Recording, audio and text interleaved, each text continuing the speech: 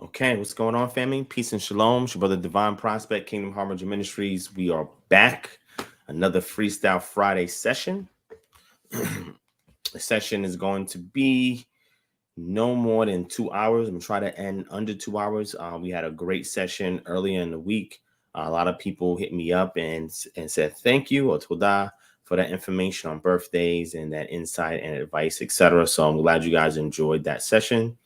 I'm going to wait a minute or two and let y'all pour on in. Shalom, Sister Santua. Sorry I wasn't able to make it to our meeting on Thursday. I do have the replay, so I'm going to check that out over the weekend, and I'll reach out to you next week so we can follow through. I'm glad we're able to make progress, so all praise to the Most High. Shout out to Wimble in here. I see you, Black Ab, in the building. What's going on? John and Dorsey, shalom. Shalom. Now, again, family, I was supposed to have another guest on the show on today, but y'all already know. This individual left a comment on one of my videos, and I offered them an opportunity. I said, hey, you can definitely come on the show, air out your grievances, and we can build. And they responded back today. And I told them to email me so I can send them this link. And unfortunately, I have not received an email from them. I'm going to show you the comment so you can see what's going on. But yeah, it's getting ridiculous now. All these people that claim that they can, correct me on something, have an issue with something, a grievance or something like that. And I provide them an opportunity to voice that. So we don't run from anything. Whatever it is, I'm going to give you an opportunity to voice it. But they say all of that until it comes to showtime, and then they're gone. I told them exactly the time the show would start and all of that. But, hey, it is what it is, right? So anyway, with that being said, shout out to Sister Yapa, Kalaya, Kimberly M in the building. Shout out to Sister Santua, I see you. Sadaria Halliburton, shalom. Keith Williams, shalom. Myron Henderson, shalom. Yasun in the building, shalom. What's going on? What's going on? Shout out to the KHM family in the building as well. I see y'all. I appreciate y'all. Shout out to our Patreon patrons in the building, shalom. Shout out to those who are praying for this ministry, praying for me as I pray for y'all. Shout out to those who are on the front lines each and every day, keeping this truth, standing 10 toes down, and just whatever comes your way, you confronting it straight up, and it's not in your power, but Yah's power behind you. So much love and respect to all of y'all. Shabbat shalom to y'all keeping the Shabbat on today. All praise to the Most High. Everything we do is for His honor, His glory, and His praise.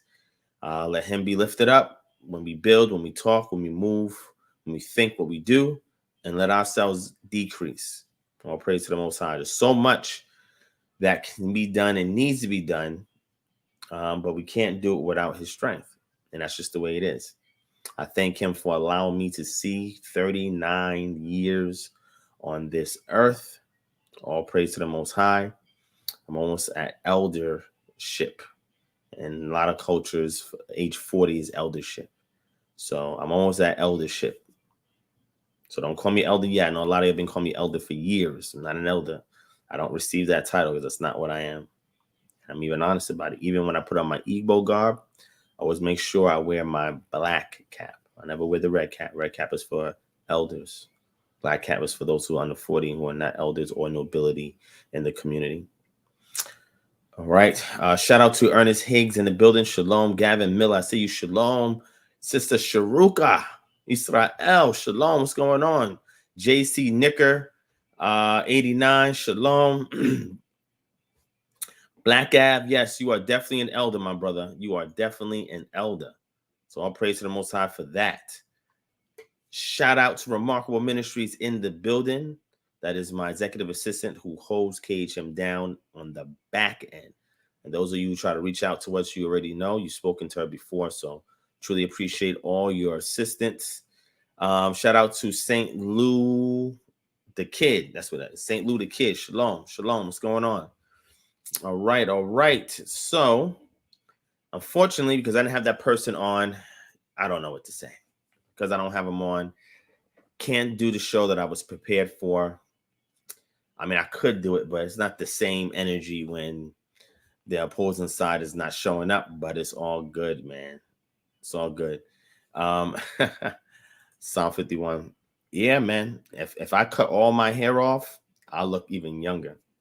You know what I'm saying? But you already know it's customary to keep this beard. You know what I'm saying? It's a sign of your manhood and a sign of your adherence to keep these statute laws and commandments.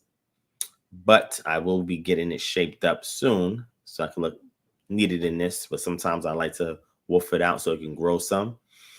But yeah, that's thank the Most High for looking young, man. Everybody thinks I'm much younger than what I am.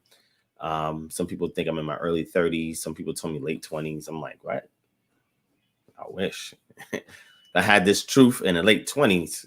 Man, by the time I get this age, it'd be a wrap for the game. You know what I'm saying?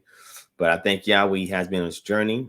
And you know what keeps me feeling young is when these young boys, man, these 19 to 22-year-olds hit me up, Divine, I watch your show, Divine, you know what I'm saying? I thank you for the information you put out. It helps me be a better person, get me deeper in my research, obligate me to do stuff in my community.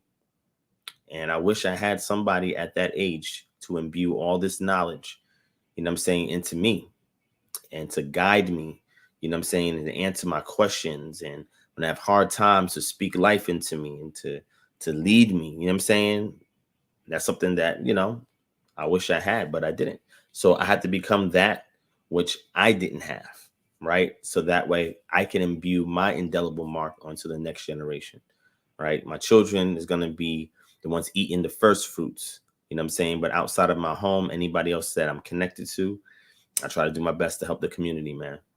You know, but hey, you know, some people, they're not even happy with that. They always have something that they have to say, that they want to say, that they feel they need to say.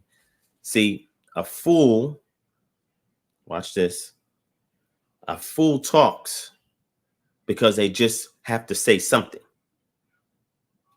Wise people talk because they have something to say. It's a big difference. Subtle, but it's there. A fool talks because he just has to say something. He just wants to say something. The wise speak because they have something to say. It's a difference. So a lot of times we have these people out here that are critiquing the work that a lot of us are doing in the community.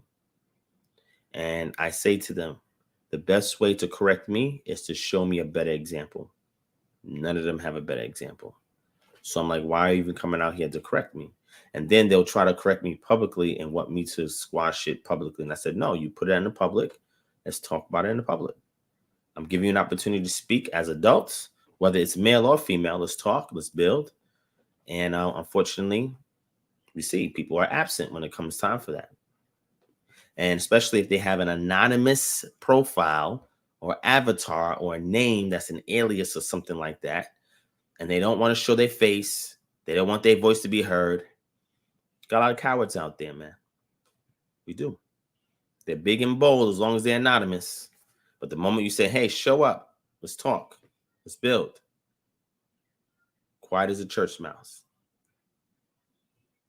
I mean, it is what it is, you know? But it's all good. Anyway, with that being said, let me see. Thank you so much. Thank you so much, sis. I appreciate that. Shout out to Nazarene Hebrew Institution of Technology. Shalom, Demetrius Easley in the building. Shalom, Elder Gurney. I see you. What's going on? Talmi Halakha. Shalom. Natural Beginnings in the building. That's the queen right there. She's out of town right now, but it's all gravy. Holding the fort down like I do. Love being a parent, man. Love being a father. Love my children, man. Love my children. Whatever, as many as the Most High blesses me, I'm going to bless them because they've been a blessing to me. You know what I'm saying? And that's scripture. Blesses the man to have a quiver of them. All praise to the Most High. Shout out to all the parents out there, single and couples, holding it down for your children. That is your first ministry. That's where servitude begins. All right. Shout out to Janae. I see you. Shalom. Stacks 2296. Shalom. Israelite Kahal of Ein Sof. Now, are you saying that you want to build with me, my brother? Is that what you're saying? You want to have a discussion? If so, let me know. I think you might be the brother who I'm talking about. Are you the one that left that comment, my brother? Let me know. Shout out to Wide Awake in the building. Shalom, Tony. Sharala. Shalom. What's going on? James Lamb, I see you. What's going on? Israelite Kahal of Ein Sof. Ein Sof, you there? Let me know. So with that being said, family, next month, July, we're aiming to launch our KHM Houston chapter. So if you're in Houston, July, it's going to be popping. All right. I think Houston's probably going to be the biggest turnout and probably the best chapter launch that we have. That's what I'm being told. That's what they're saying to me. I don't know. We're going to have to wait and see. So mark tentatively on your calendar the 3rd or last weekend of July. We should be touching ground in Houston, family. Can't wait. So many people in Houston support the ministry, and that's part of the ministry. I look forward to meeting.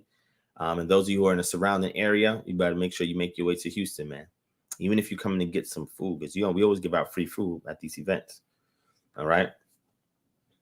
So Israelite Kahal of Ein Sof, you said, yes, I just got off work. Is it possible to wait? Okay, you in Houston too. Yeah, I'll see you when I get out there next month. But yeah, we can wait for you, my brother. The show is here. I'm gonna start off like I just did, with some updates and announcements. All right. Tony, yes, Ohio. I got you.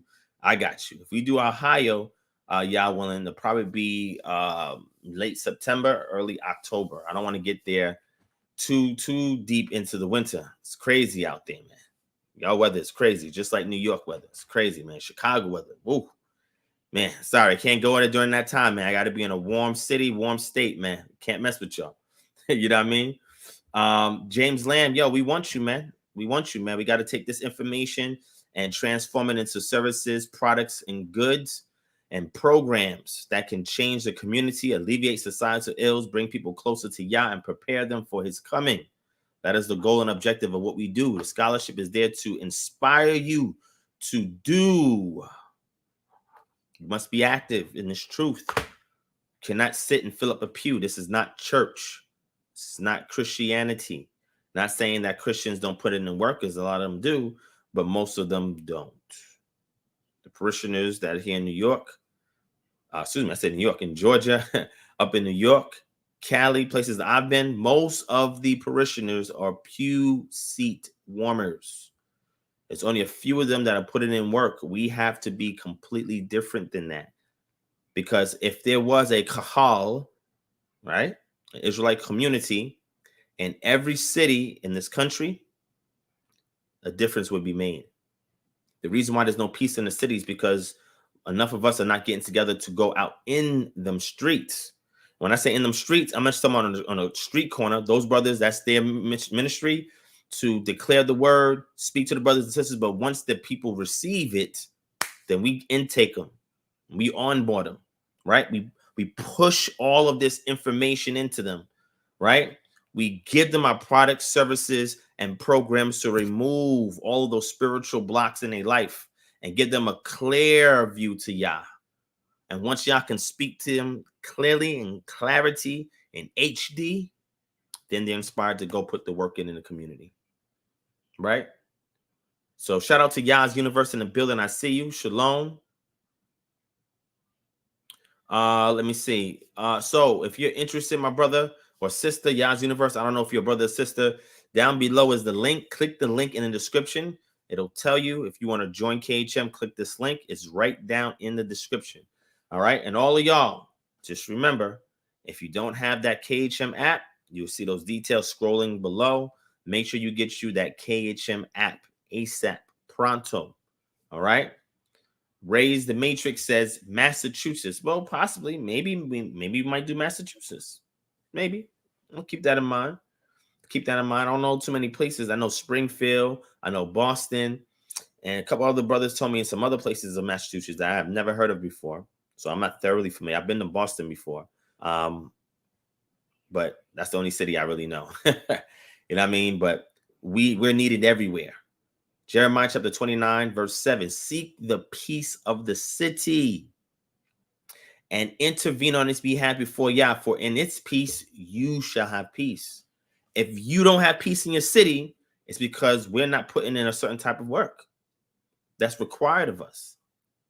Most of y'all just log on to YouTube and that's it. No, that's where it starts. Only if you're still sucking milk do you continue to do that, right? But if you're going to do 50% here, the other 50% needs to be in these streets. And there's a lot of y'all that desire to do that. All we are is the impetus to get it done. That's all I'm saying, right? Put you together with the right people and effectuate and actualize the things that are ideate in here. The things that you ideate, create in your mind, and then you make it a reality. Bearing fruit of the Spirit is a manifestation of the abstract into the concrete. That's the fruit of the Spirit. You take an abstract thought and you make it concrete. That's how it's done. But it requires transformation of spirit, mind, and soul in conjunction with the body to walk it out, to get it done. All right. Tony Yao, we got a DMV chapter already. If you're interested in that, we can connect you with our DMV peoples. Shoot us an email, kingdomharbinger@gmail.com. We'll get you linked up. Shout out to Comedic Hebrew in the building. What's going on, King? Does it look like my screen is flickering? Let me know if y'all see that too. It look like it's flickering. Let me know if y'all see it's flickering. Let me know. Also, behind me, let me go this way. Should I go this way? I'll go this way. I go this way.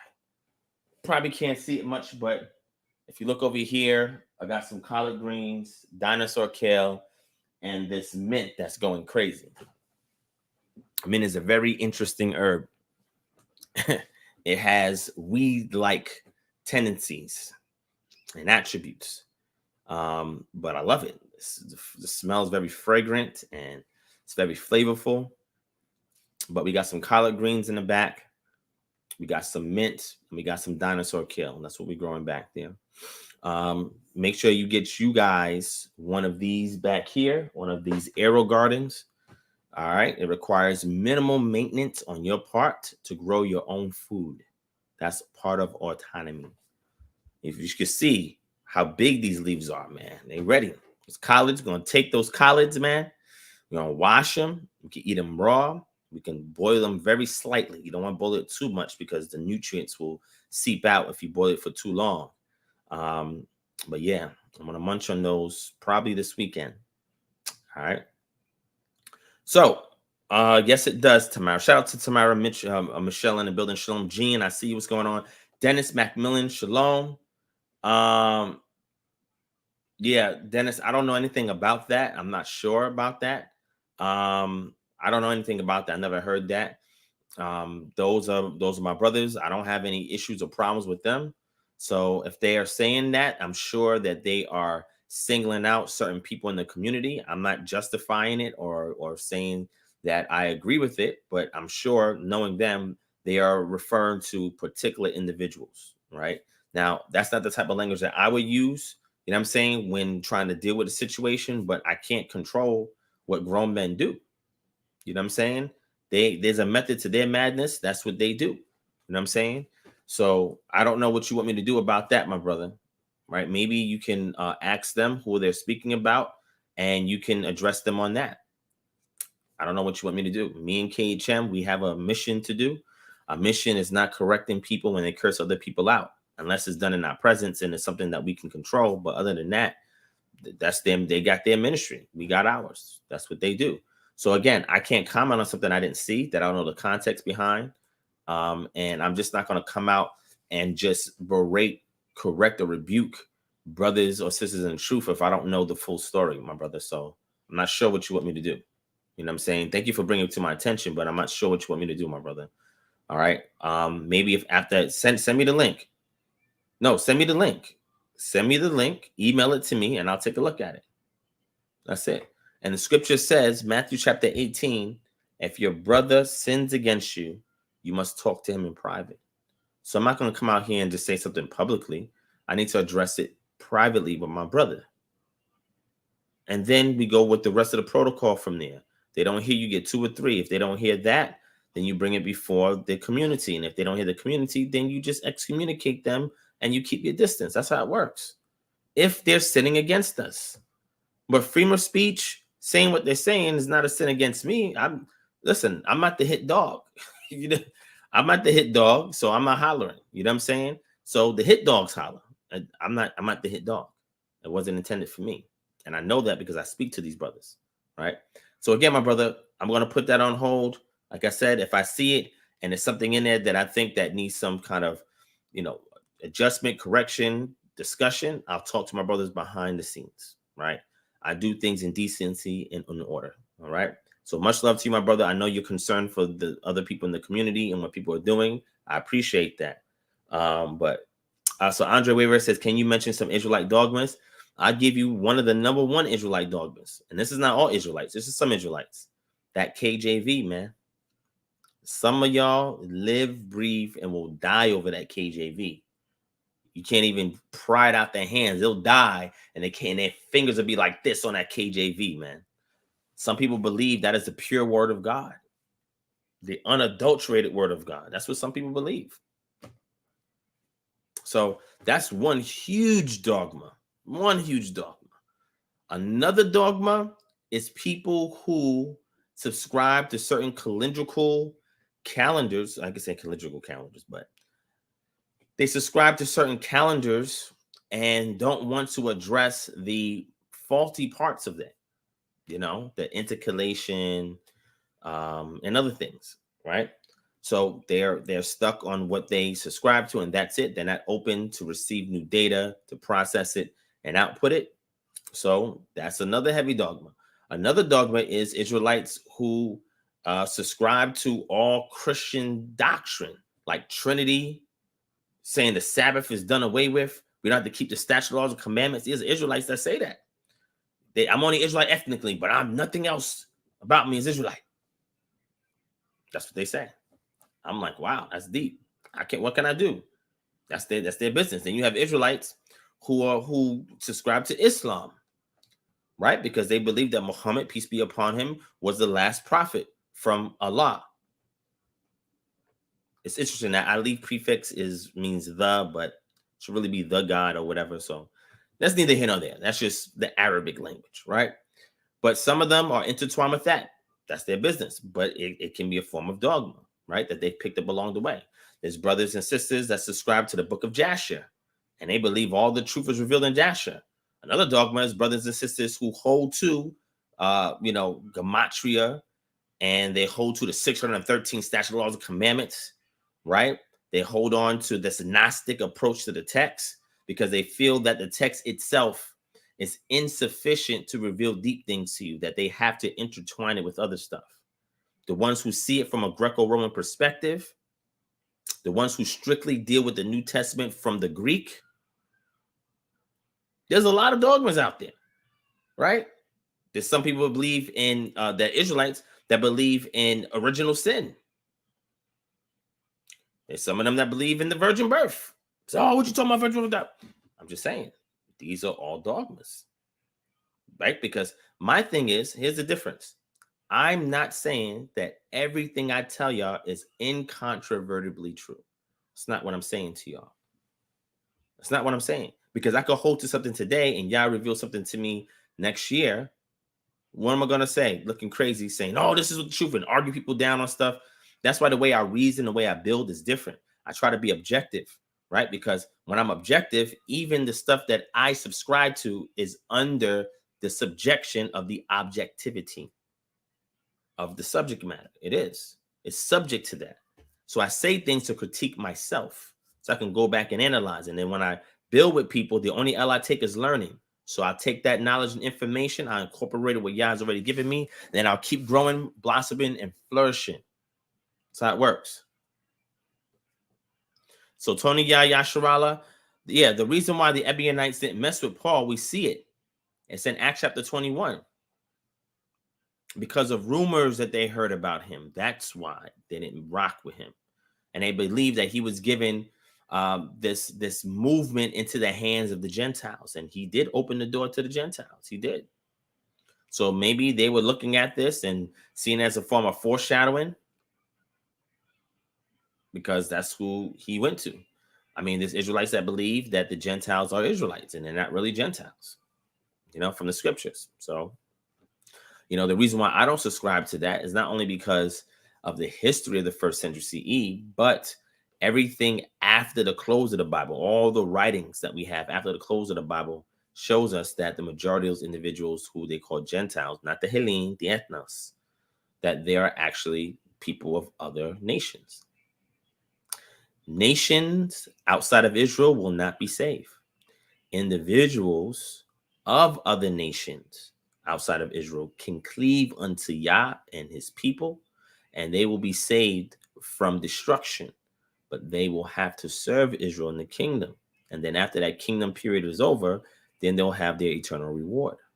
But see, the problem is people rather claim a facade of servitude now, but when they realize, like people who's not of color, realize that the people they got to serve is people of color, it becomes problematic. There's a limitation to their servitude. So there's a lot of different dogmas in our community that needs to be addressed. A lot of things that people adopt and they don't even know where it comes from.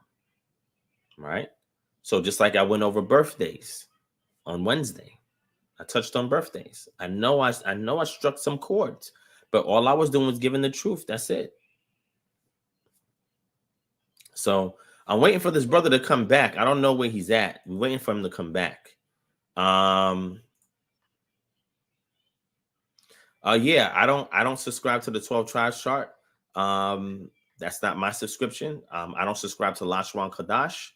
However, if brothers deal with the chart and Lashwan Kadash, I deal with them on it. I'm not that dogmatic where I can't talk to brothers, right? I'm not that argumentative and oppositional that because they subscribe to something that I don't hold to, that I automatically got to fight and debate them. It's all in the spirit in which you deal. You know what I'm saying? Like people don't have discernment, they don't have wisdom, they don't have tact and diplomacy. And that's why they can't get far. That's why they have so much frustration. All right. Rand Day, hopefully I'm saying your name right. You said, how much time do you dedicate to your studies to accumulate your type of knowledge? Well, I prayed for wisdom first. That's the first thing I prayed for. That is a prerequisite to the acquisition of the knowledge that I have, is praying for wisdom. Whatever Yah gives me, I want to handle it meaningfully and appropriately and accurately. So that way, when I dispense it, it has an effect. And that effect is to draw people closer to Yah. So I prayed for wisdom as the principal thing. And then understanding came behind that, and then knowledge followed. So it's kind of the opposite way around. I just wanted to know how to discern. I wanted to know how to decide, how to make good decisions in the absence of an elder or an overseer or a guide, a mentor. So I didn't have any of those, right? So I was a work in progress. But I prayed that because I told Yah that I really just want to know how to walk this thing out. I did not want to just grab hold of anything simply because people think it's true, right? Or a group of people believe it to be true. Everything needs to be put through the strainer, to be the filter. And what I share with y'all as of late in regards to my position is what came through that strain. And everything else that was squeezed out is a lot of that dogma. You know what I'm saying? So the amount of time I take now, I don't have as much time now because I have a family now. I work and stuff like that. So because I work and have a family, I don't have as much time as I used to have to dedicate myself to my studies. But this is why I stay up late every night. I make sure I read a book, not the whole book, but pages, at least 2 chapters out of any book that I have. Like if you look here, I always have the books that I'm constantly working with in front of me, right? This is mostly on the language now, and the sons of God. And then I have about 6 books over here. I have 2 books down here. So I try to read pages out of all these books when I can. I take maybe about 2 hours every night before I go to bed to go through my studies, to freshen up on stuff. And that's right after I de-stress. But even during the day, if something comes to mind and I have some time, I'll jump right to it, on my phone or on my tablet or whatever. But because I know how to study. See, it's not the amount of time I have to study. It's because I know how to study. When you know how to study, you can give somebody 5 minutes and they can get something like that. Give them 2 minutes, they can get it like that. Give them an hour, 2 hours.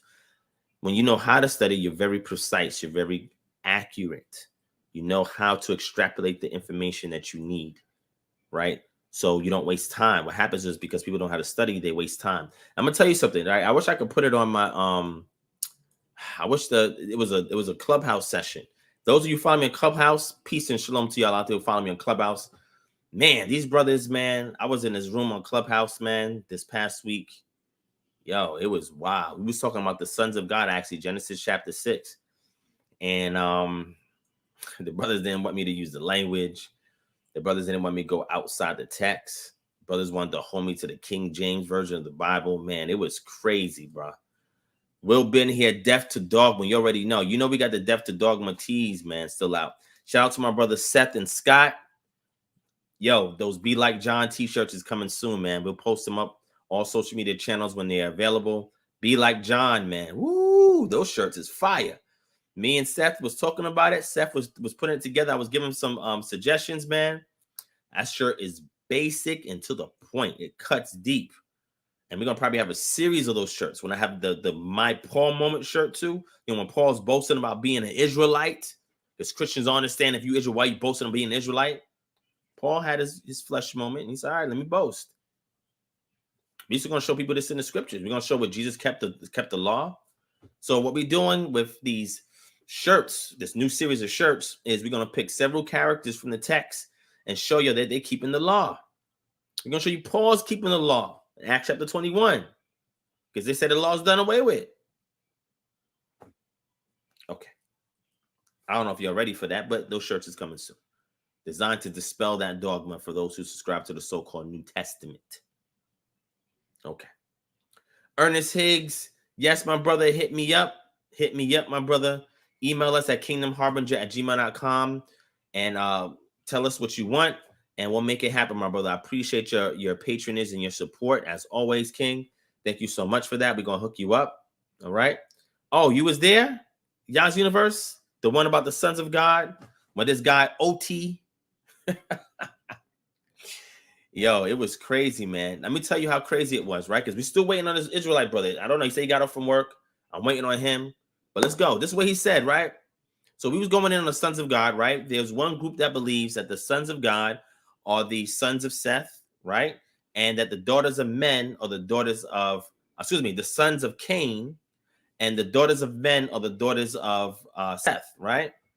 So in the process of that, bringing stuff out, right? Trying to explain these things to them. Shout out to Emmanuel. Emmanuel was in there too, man. Emmanuel held it down, man. We tried to hold it down, but I was the only mod that was going hard on the side of the sons of God being these hybrid entities, these watchers, as it's called in the book of Enoch. But watcher is in the book of Daniel. Watcher doesn't come from the book of Enoch. But we was trying to break stuff down. And then I asked him, brother said, oh, we can just use the 66 books of the Bible to define anything in the Bible. And I said, well, what if we find a word that is only used in one place? Are you telling me that you can use an English translation without going to the lexicon, without deferring to the language, while looking at sister cultures, the ancient Near East as a whole? Are you telling me we could throw all that out the window? What about experts who have been studying this topic for years, who are believers, not agnostic, secular, and atheistic scholars? I'm talking about the ones who are believers, who do objective work on this subject matter. Because you're not going to believe nothing I say. Forget what Divine said. Forget if I wrote blogs on it, papers on it, done lectures on it. You don't care nothing about what I say. So it's fine. You ain't got to take my word for anything. But I'm trying to show you sources outside of me and show you the methodology. And that's what I do. Whenever I get on these platforms, I teach people how to come to a similar conclusion. I'm not telling them to believe what I believe, but I tell them the methodology to come to a sincere, objective conclusion. And every time I start doing that, I always get, brother, we don't need all of that. I'm like, yeah, you don't, because it's not for you, because you think you know everything. But the audience members who are listening, some of them may not know how to study. So what I simply said to the brother when he made that comment that we got the 66 books in English, and I believe that God, and this guy kept saying that he has an academic background. I have an academic background. I got academics, but you know it's not about that. So then why are you talking about you got academics if it's not about that? I'm credentialed. Okay, I don't care. I'm credentialed too, but that's not the discussion. All right. Shout out to Most Excellent Theophilus. He says epistemology is important. That's what I told him. He threw the term out there. And, you know, it's funny to me when these guys come out there, I guess maybe they don't think I'm that intelligent, and that's fine. But they throw all these fancy words out there, and then I take them and define them. And every time I do that, they pause for a second. You know why they do that? Because they feel that they can overwhelm you with all this technical language, all this jargon, so that they can feel like an authority. You respect them as authority. I don't respect that. Don't say nothing to me if you're not willing to define it. That don't get respected around here. And if I know it, trust me, I'm calling it out. So the audience can follow what you're saying. You think you're really smart. You're not smart. You're not smart, bruh. You know what intelligence is? You take something that's been given to you and you find multi-purposes out of it. When y'all showed me about this calendar, I said, whoa. Yeah, this calendar can also be used to train people for these end times, this wilderness. And I say to people, is your calendar end time wilderness ready? Some of y'all don't have that. You know, when you get a product, you buy something that says so-and-so ready, so-and-so ready. Matter of fact, let me show you an example of that. Hold on, let me show you an example of that. In the realm of computers and technology, right? See this? It's a motherboard, okay? This is what Divine do. I get into the IT tech. That's what I do. And you see at the bottom, right here, it says AMD Ryzen 5000 desktop ready. That means they build it and design and engineer it, tanking it first, in advance, so that it's future-proof as much as possible. Y'all calendars ain't future-proof. Brothers and sisters, get into that wilderness. Your calendar going to teach them how to read time just through pure empirical observation. You see, it's multi-purpose. So when I get in here and I deal with these brothers and sisters that's on that stage, I'm not even speaking to them. I'm teaching the audience how to follow what they're saying. You're not going to go over my head or their head. I'm like, whoa, what you say? What's that word? Can you define that, please? And I realize 68% of the time they can't even define their own terms that they use. I'm like, whoa, you don't even know what that means. You can't use that. So I caught the brother. I said, all right, look, I try to use a source because we was talking about that, right? I brought up one of my favorite sources on this, the Refaim, Sons of the Gods by Jonathan Yogev, right? One of my favorite sources. I got several sources on this. Michael Heiser's work and stuff like that. John H. Walton's work on it. Several other experts who've done work on this subject matter, right? On the Sons of God, Eric Klein and others. And then I say to him, I'm like, okay, so you don't want me to use extra biblical sources, right? You don't want nothing existential. That's fine. Okay, cool. Let's do this. So I said to him, all right, here's a word in the text. It's called Rephaim. I read the verse for him in Devarim, Deuteronomy. And I said, what is the Rephaim? What is that? He said, you really going to put me in a spot like that? I'm like, yeah, how do you find out the answer to what that is? He said, Divine, why would you ask me that? I have to go through the entire Bible and find out what the Rephaim is. I tell people, man, if you can work smart, work smart. You don't have to work hard all the time just to seem like you deep. It's not that serious, bro. When I teach people how to speed read, it's so they can be efficient and effective. When I teach people how to retain items, so they can be efficient and effective. That's the purpose of it, right? So you can deal with it, right? So I say that to say to this guy, when I asked them, who are the Rephaim? Because these brothers are talking stuff, and I realize a lot of them have not studied the subject thoroughly. So when they're saying things, what I did, I put primaries. So that concept of the sons of Seth, right? Oh, these are the daughters of Seth and the sons of Cain. Now, some of y'all in here may subscribe to that doctrine. That's fine. But this is what I did. I showed them where these ideas came from.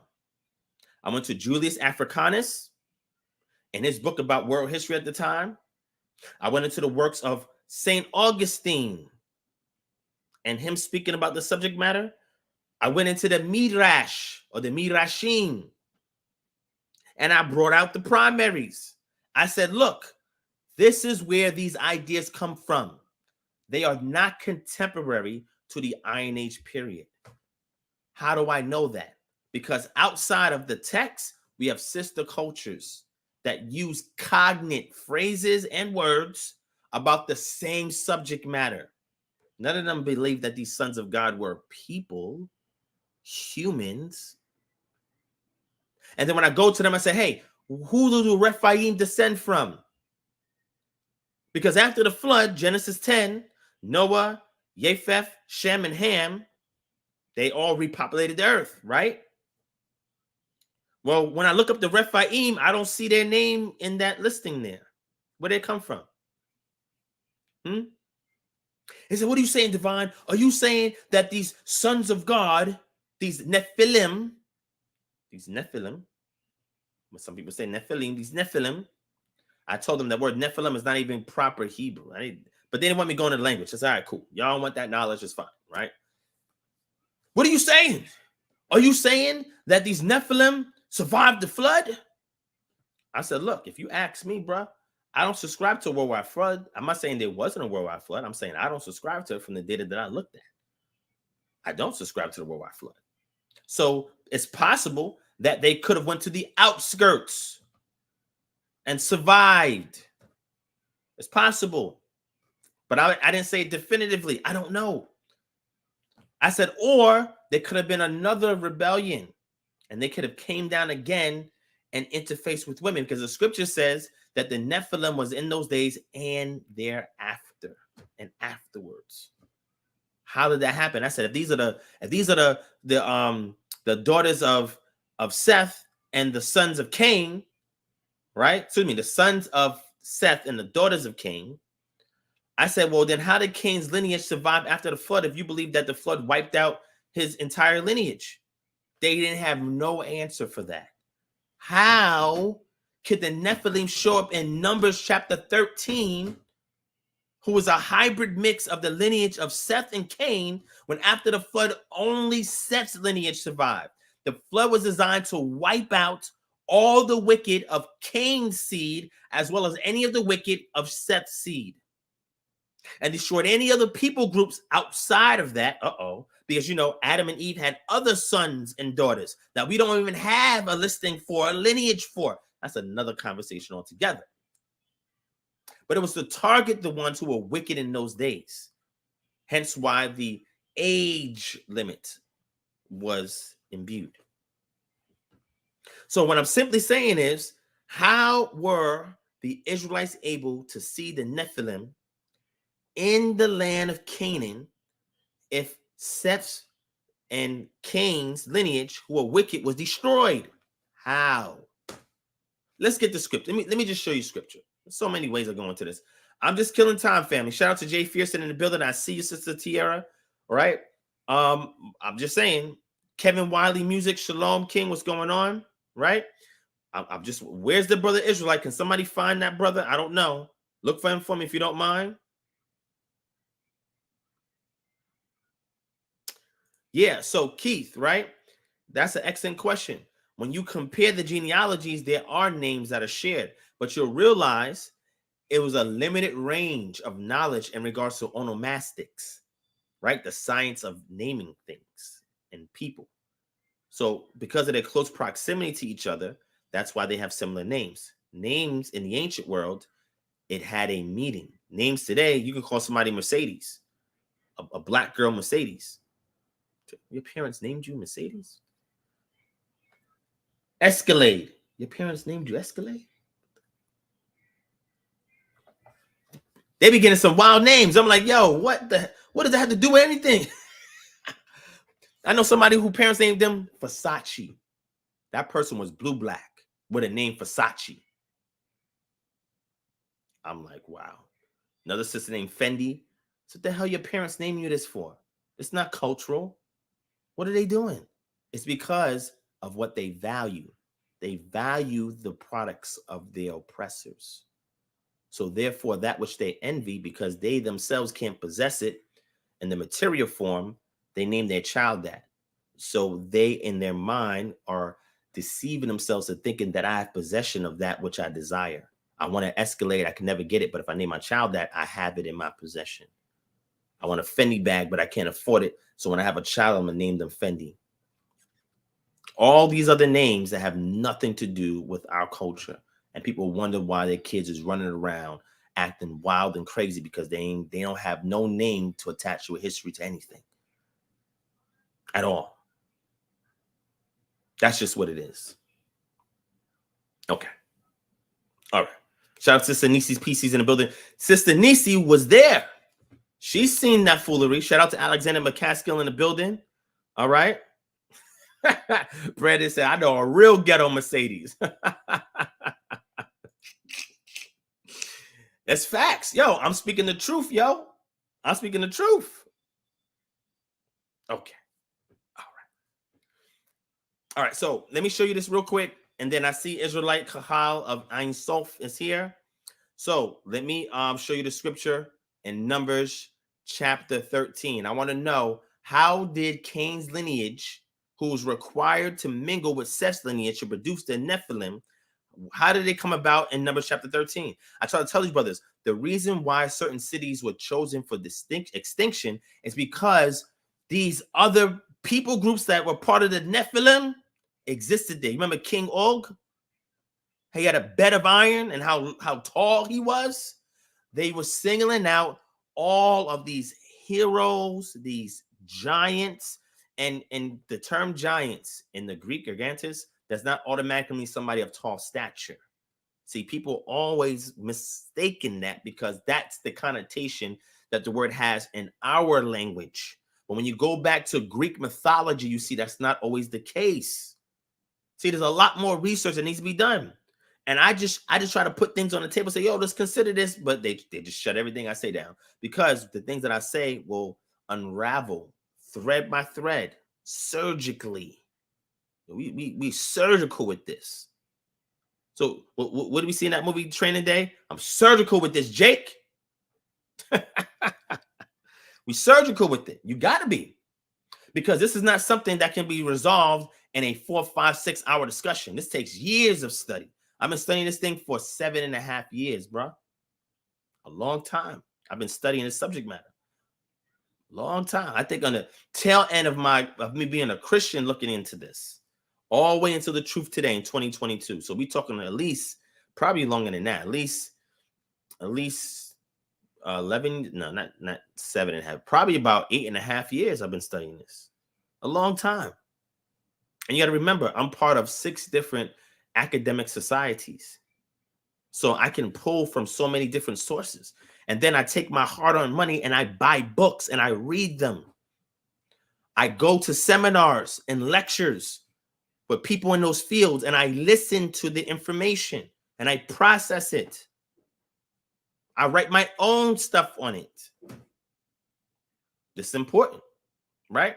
So in Numbers, I'm going to show it to you real quick. Numbers chapter 13. And I only encourage our people to be more studious. Study to show yourself approved. That's what it says in English. And the Greek is a little bit different than that, but that's something that we've been brought up on. Study to show thyself approved. A workman who needed not to be ashamed. So let me get into the scripture and I'm going to pull our guest on. Let me show this real quick. Numbers chapter 13. We're going to jump down all the way down. Check this out. 13 verse 30. This is when the spies went out and it's coming back, where 10 of them gave a poor report, right? A bad report. And only 2, Caleb and Joshua, gave a positive report, right? Verse 30 says, but Caleb quieted the people before Moses. Matter of fact, let's go up. Because in order for the translators who have a presupposition of Genesis 6, and they translated as giants to mean things that are very big, they based it on what we see here in Numbers chapter 13. But this doesn't necessarily mean of tall stature. However, the term Anak can mean, it means great neck, right? So that can mean some of these entities were of great stature, but that doesn't mean all of them were. This is why you got to read from other sister cultures, Phoenician and Ugaritic. And in doing so, you can do what's called a cross-cultural analysis or comparative cultural analysis. This is what this book does here. And it shows you that cognate in all three of these cultures and deduces from that who these Rephaim are and other sons of God. Well, not the sons of God, right? But the sons of God. That's the Nephilim. These Rephaim is part of them. This is why you don't see them show up in Genesis chapter 10. But here it says, right? We're going to go here. Let's go to verse 28. However, the people who dwell in the land are strong, and the cities are fortified and very large. And besides, we saw the descendants of Anak there. The Amalekites dwell in the land of the Negev. The Hittites, and that's the south. The Hittites, the Jebusites, and the Amorites dwell in the hill country, which is in the center, right? The central hill countryside. And the Canaanites dwell by the sea and along the Jordan. So that means that is your coastal plains, right? Towards the Mediterranean, and it's towards the what we call the Jordan River on the right? On the east, right? So again, looking at all of these places, the south, the west, the east, right? And then in the central hill countryside. Verse 30, but Caleb quieted the people before Moses and said, let us go up at once and occupy it, for we were well able to overcome it. Then the men who had gone up with him said, we are not able to go against the people, for they are stronger than we are. So they brought to the people of Israel a bad report of the land that they had spied out, saying, the land through which we have gone to spy it out is a land that devours its inhabitants. And all the people that we saw in it are of what? Great height. Okay. Again, I don't have time now to go and do a Hebrew linguistic study on that, but we'll save that for another time. But look at verse 33. And there we saw the Nephilim, the sons of Anak, who what? Come from the Nephilim. And we seem to ourselves like grasshoppers, and so we seem to them. So here's the thing. The Nephilim was in the land of Canaan. That's why I told people when the Most High speaking to Abraham, he says the sin of the Amorites is not yet full. And I talk about the Amuru kingdom. The Amuru or the Amorite peoples were the ones who gravitated towards these Nephilim. And they came by different names, the Anakim, the Emim, the Rephaim. I even had a brother in there that said, anytime we hear the I am at the end of a word, what he said, it meant, he said, whenever we had the I am at the end of a word, it meant that something was mysterious about them or something. I don't know. He was saying something crazy. I'm like, brother, that has nothing to do with any of that. Brother, that is simply Hebrew grammar. That's like if I say the word cakes and somebody who's just learning the English language says, oh, every time he says cakes with an S or any word with an S in English, there's something deep and mysterious and esoteric about that. I'm like, nah, it's just English grammar. I'm just intending it for it to mean plurality. And that's why I told them anytime you hear the im, when there's listing various descendants or people groups, it just simply denotes a group of people or the descendants of. That's what it means when you understand the culture and decipher these idioms. That's all it means. It's why everybody gotta think everything is so deep. Like it's not even serious like that, bruh. But it's okay. I don't want to take that away from nobody. All I want to know, anybody that believes that the sons of God, which is the sons of Seth, and the daughters of men, again, the Hebrew does not even agree to you that this is anything to do with Cain at all. But that's neither here nor there. You know, if that's the case, then and the flood wiped all of Cain's descendants out, where did these people come from? Did they survive the flood? That's the question I ask. If you don't understand Julius Africanus, if you don't understand Augustine, if you don't understand the Mirashim and what they say, each of them have a piece of the puzzle that they put together that then later on other sources had derived their understanding of this passage from. They're some of the earliest ones that laid it out. You don't even know the context behind why they say it was like that and why they had to reason it to be that way. They don't even know about the primary sources, bro. My primary sources go back further than that. You can't find a primary source that's older than the source that I give you on the subject matter. I just want to know, how did Cain's lineage survive the flood and produce these guys? That's why when you read Genesis 6, it says in those days and thereafter, because it shows up here in Numbers chapter 13. The sons of Anak. And to simply, to make it really simple for y'all, whenever you see these Nephilim, these are all from illicit, what we call consummations. So illicit consummations. These entities in times past were the great ones, like you saw that movie, the Marvel's movie Eternals. You remember that movie Eternals, right?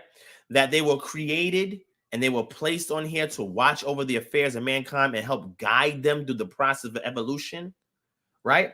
That's who the Rephaim were. That's who the Anakim were. That's who the Emim were. King Og and his lineage, that's who they were. They were these semi-divine and people groups, semi-divine, right? And because they were semi-divine, they had great knowledge. Some of them great stature, some of them great physiques. You know, some of them they believe had telepathy, right?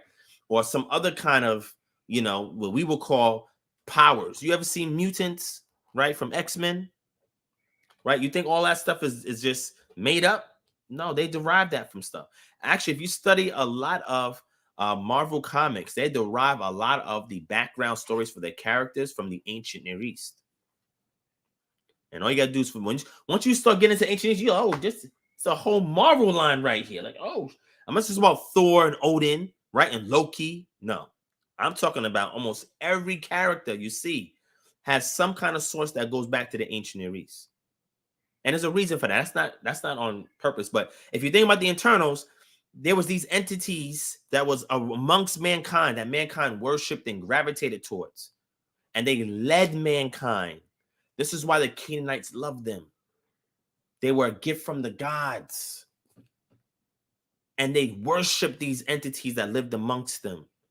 These entities also, whenever one of them died, all of the Rephaim will come together, have this whole processional. And then the kings of these various places, they would pray to the gods and wish that they would have a death like one of these Rephaim, because these were great men, men of old, men of renown. This is why when you go into Phoenician culture and Ugaritic culture, they were revered. They were pulling the worship away from the Creator. And the Amorites helped to foster this.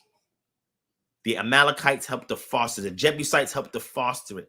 This is why these people groups had to be extinguished, because they also themselves were not only tainted sexually, and offspring may have been mingled amongst the peoples, because these Rephaim were so great, they had as many women as they wanted.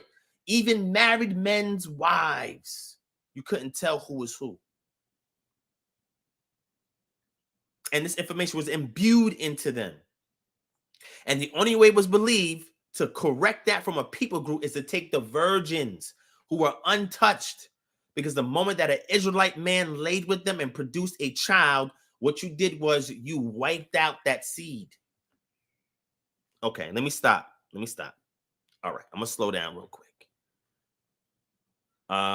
Shout out to BA in the building. What's going on, King? I didn't even know you was here. Okay. All right, so I'm gonna slow down right here. Let me go get, where is the brother? Shout out to Adanya Haor. I see you, King. Get Wise in the building. Shalom. Oh, I mailed you that SD card, Ak. So you should be getting that soon. Okay, I mailed it to you. Katriel Ben Yisrael. Shalom. Yeah, so Katriel, me and Kevin is cool. That's my bro right there, right? We do disagree on some things, but we agree on a lot of things. When it comes to this subject matter right here, me and him agree on that completely. Just like when I was breaking down Psalm 82 and connecting that to Deuteronomy chapter 8 and verse 9, that all goes back to the sons of the gods. All of that is intertwined. And then I was telling them about this term Parthenogenesis. You think that an angel is going to have this, and then you got the phallus obsessed brothers that's in here. You think an angel is going to have a penis and he's going to put a penis in a woman and ejaculate seed in her?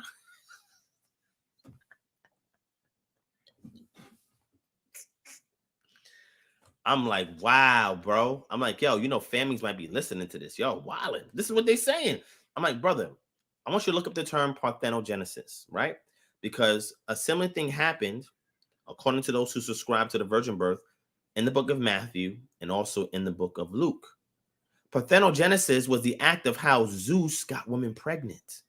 You think he physically entered into these women all the time to do so? When you understand how an ovum, right, is sparked to begin the process of, you have meiosis, mitosis. You think how that happens is there is a spike that comes from the sperm itself that sets off that entire process, right? And there were ways that it was believed that because of the God's high intellect, that they can do actions that imitate the dissemination of sperm and cause the seed to begin in the woman without even having to physically enter her. All you got to look up is Parthenogenesis in Greek mythology. See if I'm lying. So Stacks 2296, the Lilith doctrine comes from the Talmud, and the Talmud talks about it. And then from the Talmud, it goes from the Zohar, which is in Kabbalah. And they developed that entire doctrine and theology of Lilith. But that's not supported in the language, the Hebrew language of Genesis. It does not support that. It doesn't support that. There's no evidence for that. It also can be rendered as night creature. The word Lilith can be rendered as night creature when it's mentioned in the book of Isaiah. But I went over that before, so you could just type it up and you'll be able to see that, right? And Nisi, I already see your trigger hand was ready. I said, Joe, fall back. We got this. Got it. All right. So Israelite Kahal of Ein Sof. I'm going to drop the link in the chat. All right. Here you go. Family, if you're enjoying this session, please, if you're enjoying this session, hit the thumbs up button. If you're brand new, hit subscribe. Go back and check out the archives because we get down like this in every episode of Freestyle Friday. We got tons of content, information, insights, activism, because you know we still heavy in activism, right? Teaching people about preparedness for the end times, all of that. It's all on this channel. You'll laugh, you'll cry, you'll get into deep thoughts. The objective is to inspire you some way, shape, or form so you can move, act, and do. Hallelujah. All right. So let me bring on the guest right now. So Saint Productions, you asked me if I believe in a globe or a flat earth. Is that it? So I would have to have that conversation next time with somebody who subscribes to either one of those. I will tell you what the ancient Near East believed, and I will tell you what is believed today. And then I will show you the point of contention between the two. Right? But I'm not going to do that now because I do want to give an opportunity for our guest to speak. All right? Because he's here right now. All right? Game AMPME. You're absolutely correct. The gods knew how to do splicing. They knew how to manipulate chromosomes. It was believed that the gods themselves had chromosomes. This is why you had male and female gods and goddesses. The essence of chromosomes come from the gods. That's how the gods fashion man. So for people to think that the gods cannot manipulate a woman's body to produce seed, they're just fully disconnected from the ancient East. They don't know what they're talking about. But I digress. Oh, game ant me. I'm sorry. Gotcha. All right. So Uri, you can unmute your mic. Yes, I hear you. Yes, we can hear you. Shalom. Go ahead, my brother. Introduce yourself. Let us know why you're here on tonight. So as y'all see, I'm Israelite Dogmas. I got a particular interest myself on a different form of what's called Judaisms, particularly amongst the Latinos and Hispanic. No matter or the Sephardim, Jamaica. But to today here, I like in Jamaica, DR, Mexico. But today, I'm here asking you more to get a little bit more context on the Ebionite Judaism. Ebionite Judaism. Okay, I see you have the Hamsa on your avatar. Yeah. I got the Hamsa, but has a different meaning than people think. Okay. So Okay, cool. Per- All right. Perhaps. So you was definitely not the brother who I was looking for tonight. We were supposed to speak another time, but I'm Yeah. okay. I'm open to talk with you. We could build. But there was another brother that had left a comment on one of my recent videos that I was waiting to talk, but it wasn't you. But that's fine because I was waiting for you the other night, and I wanted to build with you. But it's okay. So you have the floor, my brother. What question, inquiry that you have, comments you want to make, All right. let me know. I also had another avatar in my YouTube channel. I'm sorry, in my YouTube.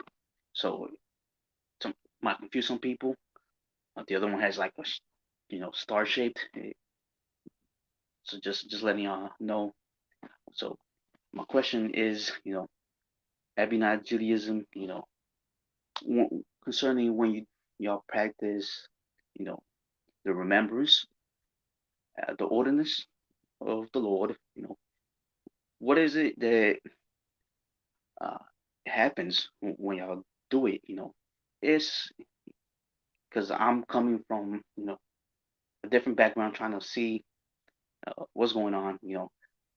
But did Jesus or Yeshua put a zavah when y'all drink the wine and eat the bread? The zavah, an ethical will. As to remember, is his body there? I understand y'all are adoptionist, correct? Getting the Jesus was adopted as a son of God. I don't know if I'm getting some concepts mixed up. Because I'm still trying to figure out. Because I skimmed your channel. I'm gonna be honest. I just skimmed. I didn't go well into everything. Most of it was the Atlanta chapter that I was looking at. So that's how I'm gonna start for right now. All right, cool.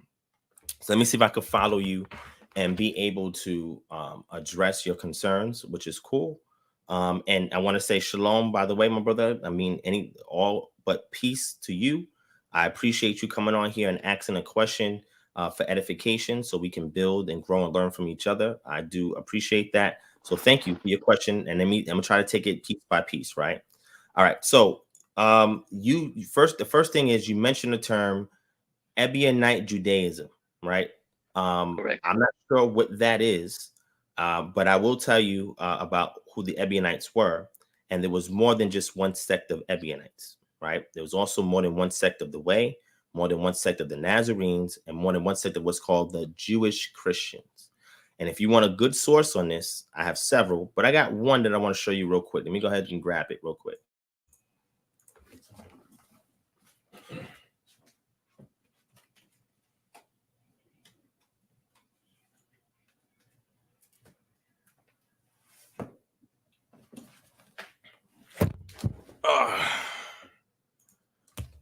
Okay.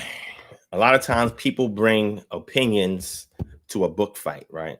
I say to people, what do you mean by that? I'm not talking about you, Uri. I'm just saying in general, when you go back and watch this channel and the people that I encounter, people can't source the things that they say, right? And it becomes very difficult to follow, right? But here's a book right here. This is called The Gospel According to the Hebrews and the Gospel of the Ebionites, right? Edited by Andrew Gregory, right? Have you seen this book before, read it? I've heard of it, and I read it. What's it called?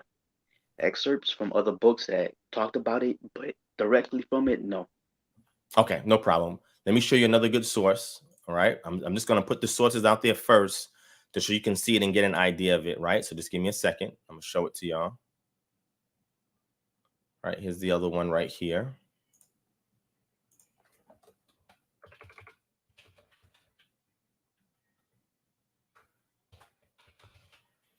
Right, and these are things that that have been brought out on this channel before, and I kind of explained to people like what my position is, right? So let me show you on the screen. Here's another source. And again, if you want, I can send these sources to you because this makes it for good reading. This one here is by Richard N. Longenecker, and this is the Christology of Early Jewish Christianity, Studies in Biblical Theology, second series, right? Let me give you another source real quick so you can see. And the reason I bring up these sources because I want people to be able to follow what it is that I'm saying, right? Here's another great book as well. And all of these I've shared either on this channel or on my Patreon. This one is a handbook on the Jewish roots of the Christian faith, edited by Craig A. Evans and David Mishkin. Okay. Right. And let me give two more for reference for the people out there who may be interested. Right. This right here is one of my favorites. This one right here. This one is called Recovering Jewish Christian Sects and Gospels by Petri Luomanen. Right. This goes really in depth with the subject matter. Is about 311 pages. It goes into various details with all the primary sources that we have on what we call the gospel according to the Hebrews. Right. The gospel of the Ebionites. Right. The gospel according to Matthew is also considered another Christian Jewish work. And then there's several other what we call early gospels, right? That was believed to be from the Ebionite groups. Even the what we call the Pseudo-Clementine homilies is supposed to be from that sect as well, right? The Ebionites, right? They are attested by several, I would say, patristic sources, anti-Nicene patristic sources. Here's a great website that you can go to, right? That breaks everything down. And again, I'm not choosing sources that agree with me 100%. A lot of these sources are just talking objectively about the subject matter, and they don't agree with me 100%, right? But here's a website that goes into depth about this as well and gives you primary sources, right? Here we go. I'll share the screen. Right, this one anybody can look up. It's called HebrewGospel.com. All right, and it gives into detail with you all the sources that we have on the subject matter, right? So it gives you Josephus writings, was tested, Irenaeus mention of it, right? It gives you Jerome, because he speaks on it as well, Origen, because he speaks on it as well, right? On this gospel of Matthew in the Hebrew. And this is the thing that was in the hands of the Ebionites and the Nazarenes.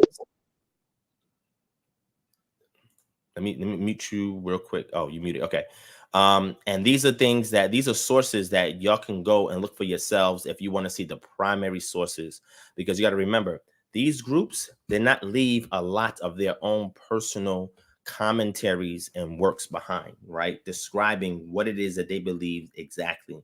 A lot of the data we get on these groups come from their adversaries who call them heretics, with the exception of like Jerome. Jerome didn't really call them heretics, right? And neither did Justin Martyr. He kind of tolerated them, right? But then you had other church fathers that detested them, right? And just called them all matter of vile things, saying that they falsified the genealogy of Matthew, because in a lot of these works, they didn't have the genealogy. And in some of them, when they did have the genealogy, the agent for bringing forth Yeshua was Yosef and Miriam, right? So you can see that also from this book here. This is called the Original Gospels, right? Let me expand my screen real quick. This one is called Original Gospels by Mark A. Dumdye. And what he did was he put together and reconstructed from a Syriac text. There's several Syriac texts that mention the Hebrew version of Matthew, but it's not in Hebrew. It would be in Aramaic, in a particular dialect of Aramaic. But nonetheless, you said what? What's the word? Would it be Western? Eastern Syriac. Yeah, Syriac is Middle Aramaic, right? That developed in Edessa, right? And emerged from that region from the Christians, quote unquote, that lived in that region, or those who subscribed to the Messiah who dwelt in that region.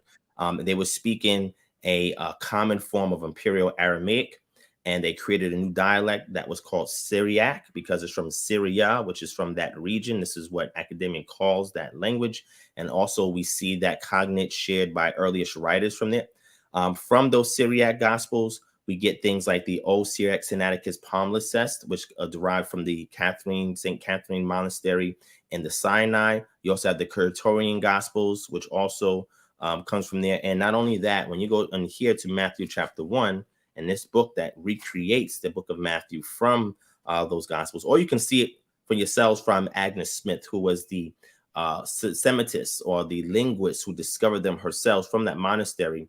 And it was a palimpsest, which is typically a book that somebody, not a book, but like a scroll manuscript, or in this case, it was a codex that somebody wrote in, and then somebody came behind that and tried to erase it, and then they wrote something on it. What they wrote on it was female martyrs of the church. And what she had to do with some help and aid from her colleagues is find a way to reproduce the original words that was on there, that was underneath this new text that was overlaid onto it, right? And he was able to do it successfully. But over time, through handling, the actual document got destroyed, and it doesn't exist anymore today, even though they have taken pictures of it to prove that it did exist, and they transcribed it. He actually takes from that in his reconstruction. But what you'll see here in Matthew chapter 1, down here in the footnotes of this book here, is the footnotes. The Jewish Christian Nazarene sect, who existed before the fall of Jerusalem in 70 AD, had no genealogy in their version of Matthew. The Adoret's 5th century Diatessaron. Now remember, the Diatessaron was an attempt to put all the Gospels together in chronological order. Okay. However, in the 5th century, it was going out of use and being replaced by what we call the Peshitta. And the Peshitta is the Nazarenes who began to adopt Christian dogmas. And a lot of the Peshitta is a translation, a reverse translation of the Greek back into Syriac, right? So it's, to me, I don't like the Peshitta. I don't use it anymore. I go to the Old Syriac Sinaiticus Palimpsest because I learned some of the Syriac and I know Hebrew. I can make my way through some of it. Some of it I have to rely on tools or native speakers that I know that actually speak the language when I do my studies. But a lot of this has the way the text is laid out has a lot of things that showcases the doctrine of the people who kept it in their possession, right? Who actually copied it from Matthew, and that would be Nazarenes and Ebionites, right? And it wasn't just one version of this; it was multiple versions of this, right? Some of them leaned more towards Gnosticism. Some of them did not lean towards Gnosticism and led more towards what's called today as Judaism, right? Yeah. So when you talk about rites of passage, right? And your one of the rites of passage is the Eucharist, and this is what you're bringing up, right? I dropped the term. Yes, correct. I dropped the term in the audience for people to see, and you're talking about transubstantiation, right? Something of that sort, you know. Well, transubstantiation is what you're referencing when the Eucharist is taken as a rite or a ritual in the Catholic Church. It is believed that the priest is actually able to apply the real body and blood of Jesus into the items that you are eating, which is the wafer, and that you're drinking, which is the wine.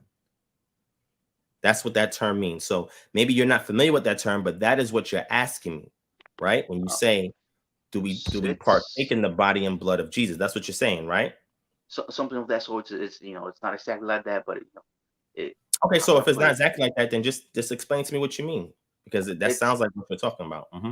Instead of the priest bringing it, you know, the body itself is present, you know, in there, or some aspect of, you know, the whole community becomes as one. So something is going on there. I just don't know.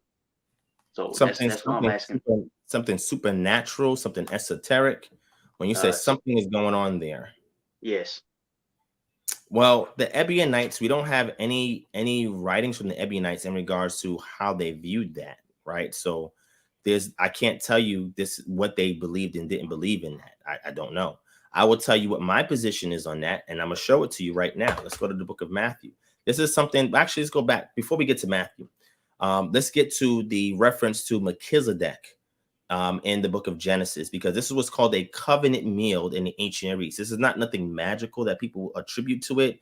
We're really taking the body and blood of Jesus and we're really engaging in it. Like that's not how that's meant to be taken. It's called a covenant meal.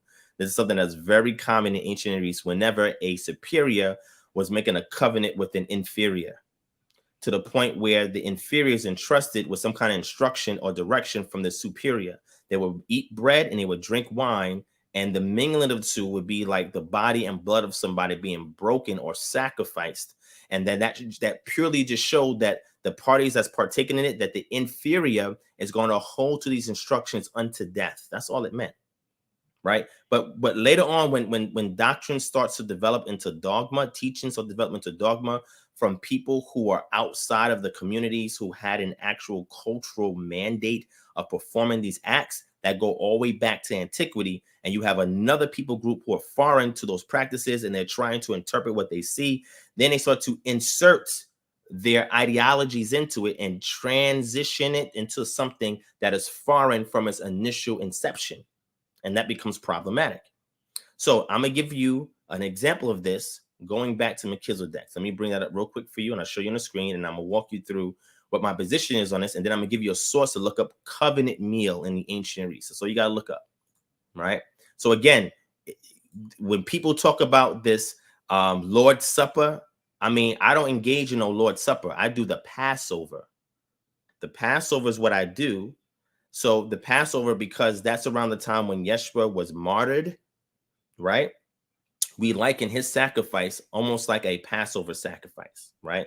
It has nothing to do with recreating the act of his body and blood being physically broken and given, because eating flesh and drinking blood was against Torah. So nobody was doing that. Anybody who thinks that that's what that act is, then they would say that Yeshua broke the law, because he was transforming the bread and the wine he was giving the disciples into his body and his flesh. And if that was the case, then he is not perfect, because then at that point he has broken the law. So he cannot be the perfect sacrifice. That's why he was inspected for 3.5 years, because just like the lamb is inspected for 3.5 days before it is sacrificed from the 10th day up until the 14th day, they could not find no flaw or no guile in him, which means he broke the law in some way. He never broke the law. The moment he broke the law, he would cease to be any kind of martyr that would draw together all of Israel, or any kind of son that the Most High would speak through. That just wouldn't happen, right? So let me get Genesis for you real quick. Genesis chapter 14, and I'm gonna show my screen for you. I'm gonna show you a couple of things that's going on here, right? And we got to try to parse through it, because again, I think that people misconstrue a lot of things because they probably haven't studied it enough, or they're not sure or aware, or they typically don't read a lot of things outside the text. And if they do, it's things that they think is esoteric, that has some kind of secret hidden knowledge that nobody knows. And what they don't know is that all of these, the reason why they know these things, because somebody actually wrote it in a book somewhere. That's why they're reading it. Very rare that I see anybody reading the primaries of anything, but it's typically someone who's transcribed it in a book, and they're reading a book that somebody wrote. So if somebody wrote a book that's transcribed from something that's esoteric, that's made available for the public, it's no longer esoteric. It lost all its value. The moment that I can read it and I have the keys or the tokens to unlock it, which commentaries are written on this, and those are also published in English, and people can't read Aramaic or any of these other foreign languages.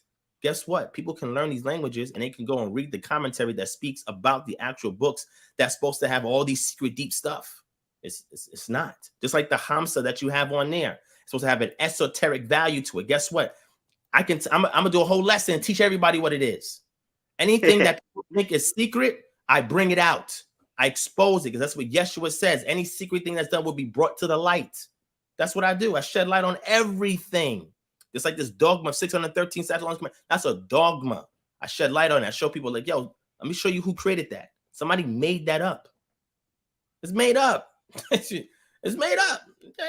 Everything don't have to have a sud level of understanding. Everything doesn't have to get deep where you have a select few that can only have the keys or the tokens to interpret. Well, this was 300, 400, 500 years ago, of course, because reading was restricted to the nobility.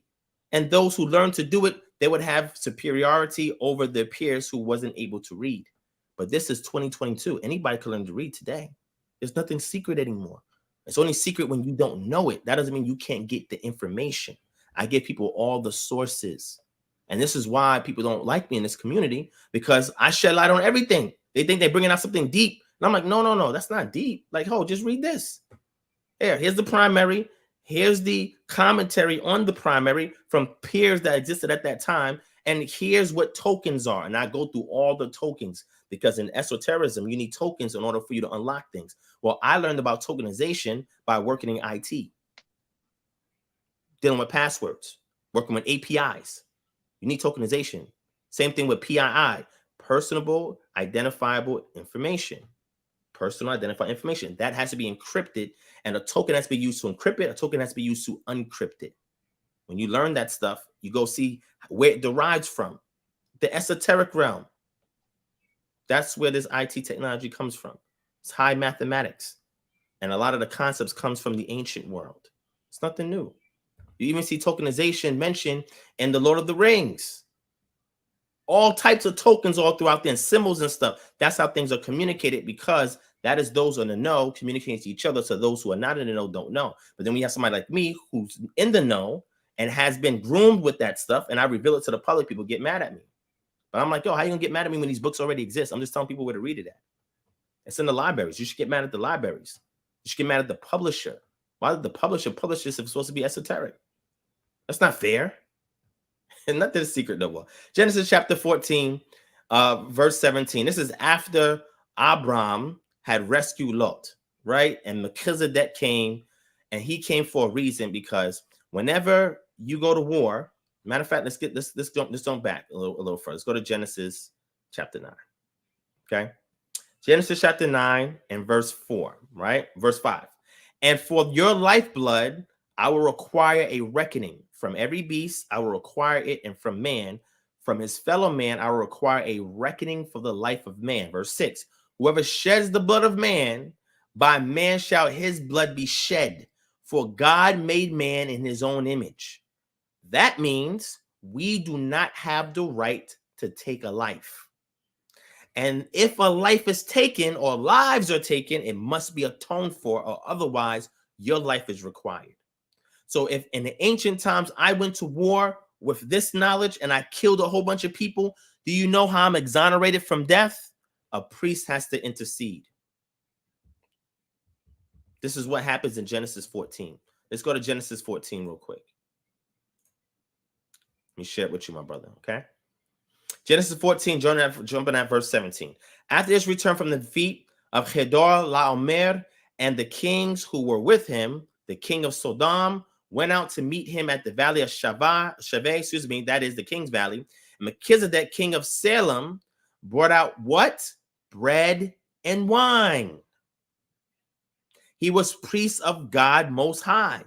And he blessed him and said, blessed be Abram by God Most High. That means once a divine blessing is bestowed upon the recipient who is guilty of some kind of charge, he's exonerated. And blessed be God Most High, who has delivered your enemies into your hands. So even though Abram once went to war to rescue his nephew, who was the one that delivered the enemy to his hands? The Most High God. This is his exoneration. This is why Melchizedek pops up out the blue and then disappears. You don't hear nothing else about him again until you get to Psalm 110. When David is now inducted into that order. This is why his sons are called Kohanim. But that's neither here nor there, right? So this bread and wine is a covenant meal. That's all it is, a covenant meal. And when you understand how covenant meals work, this is what's happening here. The officiator of the bread and wine, which in this case Melchizedek, is entering into this covenant with the Most High as his witness with Abraham to show that the deity, patron deity of Abraham, is pleased with him, has exonerated him.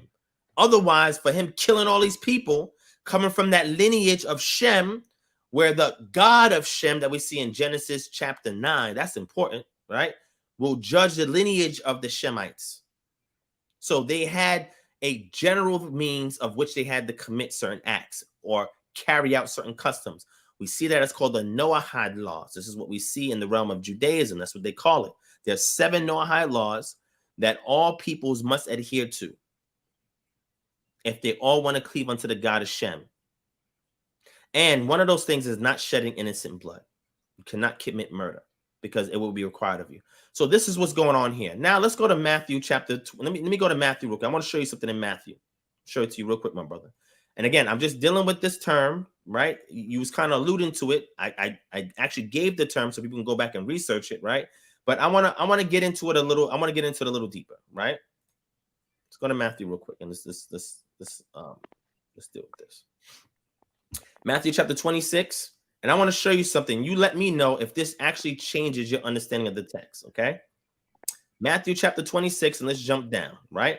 This so-called institution of the Lord's Supper. We don't even see that term anywhere in here, but Whoever translated this is a Christian, has a presupposition. This is how they title it, right? Let's go ahead and read, right? Now as they were eating, Yeshua took bread and after blessing it, broke it and gave it to the disciples and said, take, eat, this is my body. Is that his literal body? If that was, he would have sliced a piece off of him and gave it to them.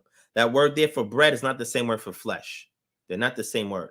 This is why when he was speaking in the book of John and telling people that they have to eat his blood, drink his blood and eat his flesh, they said, this is a hard saying. Who can bear it? He said that to mystify him. You know, we talking about the realm of esotericism. Sometimes I'll say something that's offensive to you. And what happens is because what I'm saying is offensive, it drives you away from it. But for those who are the initiates, they receive the information because they understand what's being said.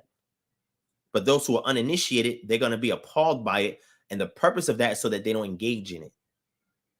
That's all esoteric psychology. There's books written on this. But let's keep reading, right? And he took a cup, and when he had given thanks, he gave it to them, saying, drink it, all of you, for this is my blood of the covenant. The word new is not there in the earliest manuscripts.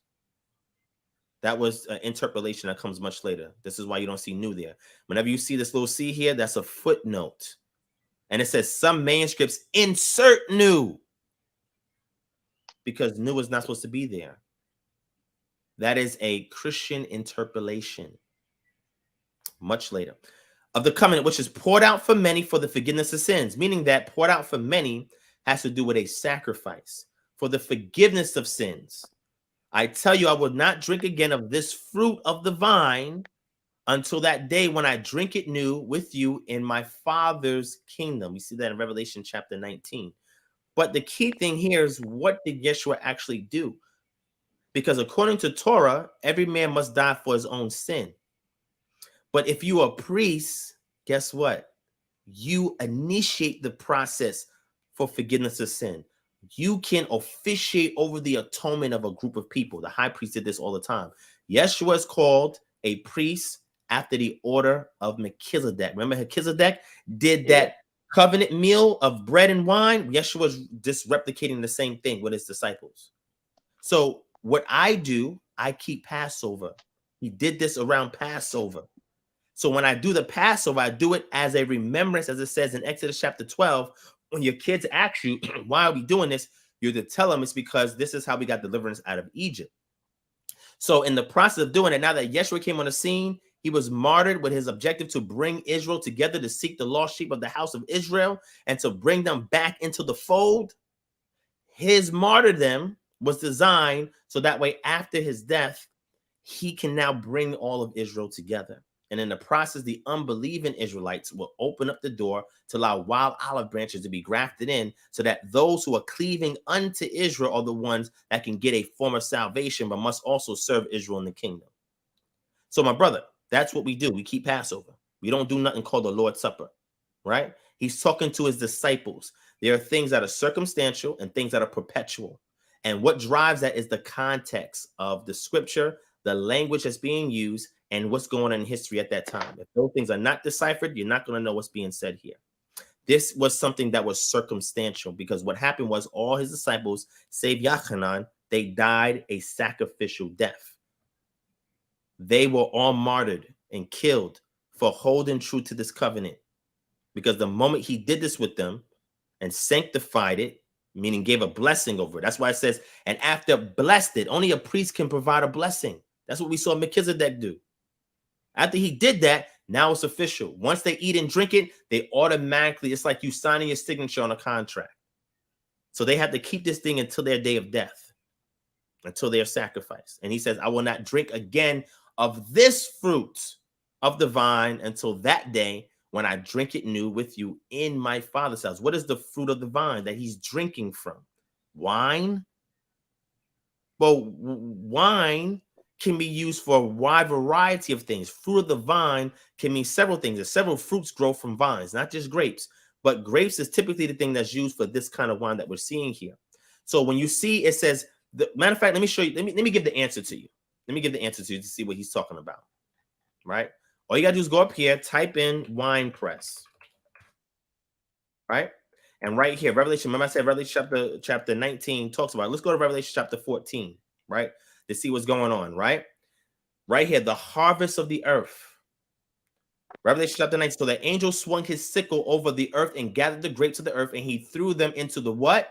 The great winepress of God's wrath. Who's carrying out that wrath? The agent Yeshua that we see in Revelation chapter 19. And the winepress was trodden outside the city, and the blood that flowed from it rose as high as the bridles of the horses from a distance of 1,600 stadia. And if you go to Revelation chapter 19, we actually see this being committed. And I'm going to jump back to Ezekiel to show you that that is a sacrifice that the Most High has given to the birds of the field. Human sacrifices he has given for the birds to eat, because that's a form of irony, because typically people will kill animals or sacrifice animals and eat it. In this case, Yah sacrifices the people, the enemies of Israel, and he gives it to the animals for them to feast on it. Revelation chapter 19, let me pull it out for you real quick. Right?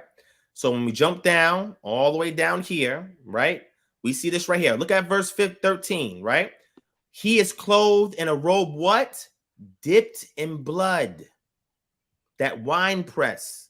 And if you keep going for verse 15, look what it says. From his mouth comes a sharp sword, which to strike down the nations, and he will rule them with the rod of iron. He will what? Tread the wine press of fury of the wrath of God the Almighty. And then when we come down here to verse 17, this lines up what we see in the book of Ezekiel, where the Most High gives human sacrifices to animals to eat. And the word zabach is used there in the book of Ezekiel. So that literally means something that is slaughtered for the sake of a sacrifice. Verse 17, it says, it goes on, when I saw an angel standing in the sun, and with a cloud of voice, he called to all the birds that fly directly overhead, come gather for the great supper of God, to eat the flesh of kings, the flesh of captains, the flesh of mighty men, the flesh of horses and their riders, and the flesh of all men, both free and slave, both small and great. And I saw the beasts and the kings of the earth with their armies gathered to make war against him who was sitting on the horse and against his army. And the beast was captured, and with it the false prophet who in his presence had done the signs by which he deceived those who received the mark, charagma, of the beast, and those who worship this image. These two were thrown alive into the lake of fire that burns with sulfur, and the rest was slain by the sword that came from the mouth of him who was sitting on the horse. And what? All the birds gorged with their flesh. Just jump into Ezekiel, and after I wrap this up, I'm going to give it back to you, my brother, if you have something else to say in regards to my position, in regards to the Ebionite. You did mention something, adoptionism is something that I agree to, and I'm going to express to you what that is in a second. But let me read this last passage to you so I can link everything together, because without linking it back to Tanakh, then anything we read in the so-called New Testament is null and void. So let's jump into Ezekiel real quick, my brother. Let me show you something in Ezekiel. Whoop, I jumped the top end thing real quick. Sorry, I meant to get Ezekiel. And let's jump down in Ezekiel. We're going to get down here, right? After the valley of the dry bones. This is the prophecy against Gog, because you'll see Gog is also mentioned in Revelation as the last battle. But I want to show you something here real quick, right? Let's go down, right? Let's go down, right? You see this right here? It says, therefore, son of man, prophesy, say to Gog, thus says the Lord God, on that day when my people Israel are dwelling securely, will you know it? You will come from your place out of the uttermost parts of the north, you and many peoples with you, all of them riding on horses, a great host, a mighty army. You will come up against my people Israel like a cloud covering the land. And a lot of days I will bring you against my land, that the nations may know me, when through you, O Gog, I vindicate my holiness before their eyes. Thus says the Lord God, are you he of whom I spoke in the former days by my prophets, servants, the prophets of Israel, who in those days prophesied for years that I will bring you against them? But on that day, the day that Gog shall come against the land of Israel, declares the Lord God, my wrath will be roused in my anger. For in my jealousy and my blazing wrath, we see those terms, wrath, I declare on that day there should be a great earthquake in the land of Israel, the fish of the sea and the birds of the heavens and the beasts of the field and all creeping things that creep on the earth of the ground, and all the people on the face of the earth shall quake at my presence. And the mountain shall be thrown down, the cliff shall fall, and every wall shall tumble to the ground. I will summon a sword against Gog on all my mountains, declares the Lord God. Every man's sword will be against his brother with pestilence, and bloodshed will I enter into judgment with him. That's important. And I will rain upon him and his hordes and the many peoples who are with him, torrential rains and hailstones, fire, and what? Sulfur. So I will show my greatness and my holiness and will make myself known in the eyes of many nations, and they will know that I am the Lord, right? This is him prophesying against them, right? Then he tells them to go back and prophesy against them. He talks about this right here. What's going to happen in verse 9? Then those who dwell in the cities of Israel will go out and make fires of the weapons and burn them, shields and bucklers, bows and arrows, clubs and spears, and they will make fires of them for 7 years, so that they will not need to take wood out of the field or cut down any of the forest, for they will make their fires of the weapons. They will seize the spoil of those who despoiled them and plunder those who plundered them, declares the Lord. On that day, I will give Gog a place for burial in Israel, and the valley of travelers east of the sea, I will block the travelers from there. Gog and all his multitude will be buried. Now look, keep going down here. As for you, son of man, watch this.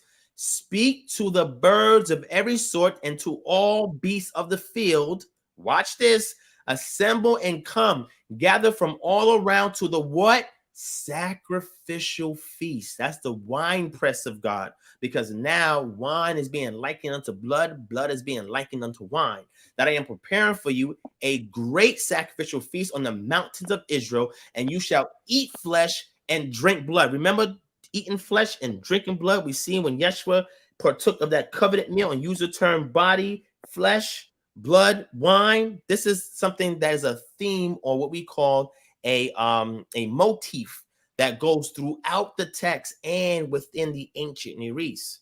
And we have the tokens to unpack this. You shall eat the flesh of the mighty and drink the blood of the prince of the earth, of rams, of lambs, and of he-goats, of bulls, all of them fat beasts of Bashan, and you shall eat fat till you are filled and drink blood till you are drunk at the sacrificial feast that I'm preparing for you. That blood that he told them to drink and that body he told them to eat, that flesh, guess what? He goes on to say that I will not drink of the vine again until that day. That means they're also by proxy of him and also through means of him are also partaking in this wine press, which is the fury of the wrath of the Most High God Almighty that's being performed through his agents in order to wage war against the enemies of Israel. And all the disciples had to do this at that time, sitting with him, because they will be the 12 elders that will be looking over these things. So I cease right there, my brother. I know I went off and I shared some stuff, but I'll fall back. I'm going to give you the floor, and then I'll follow up talking about the concept of adoptionism, and I'll express why I subscribe to that. But the floor is yours, my brother. I think I said enough. Nah, that's you said more than enough. I'm your guest. I can't do anything but listen, and learn. What else? Adoptionism. I got more questions. I think they're better off left for another day.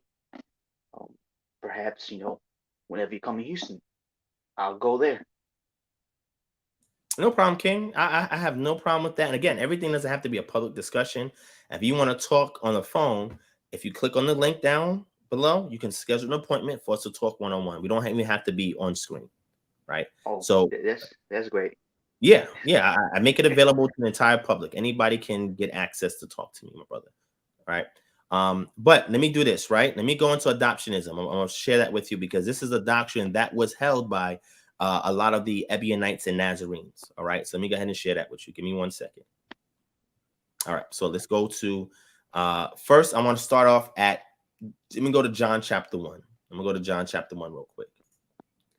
I want to share something from John chapter 1. Let's go here.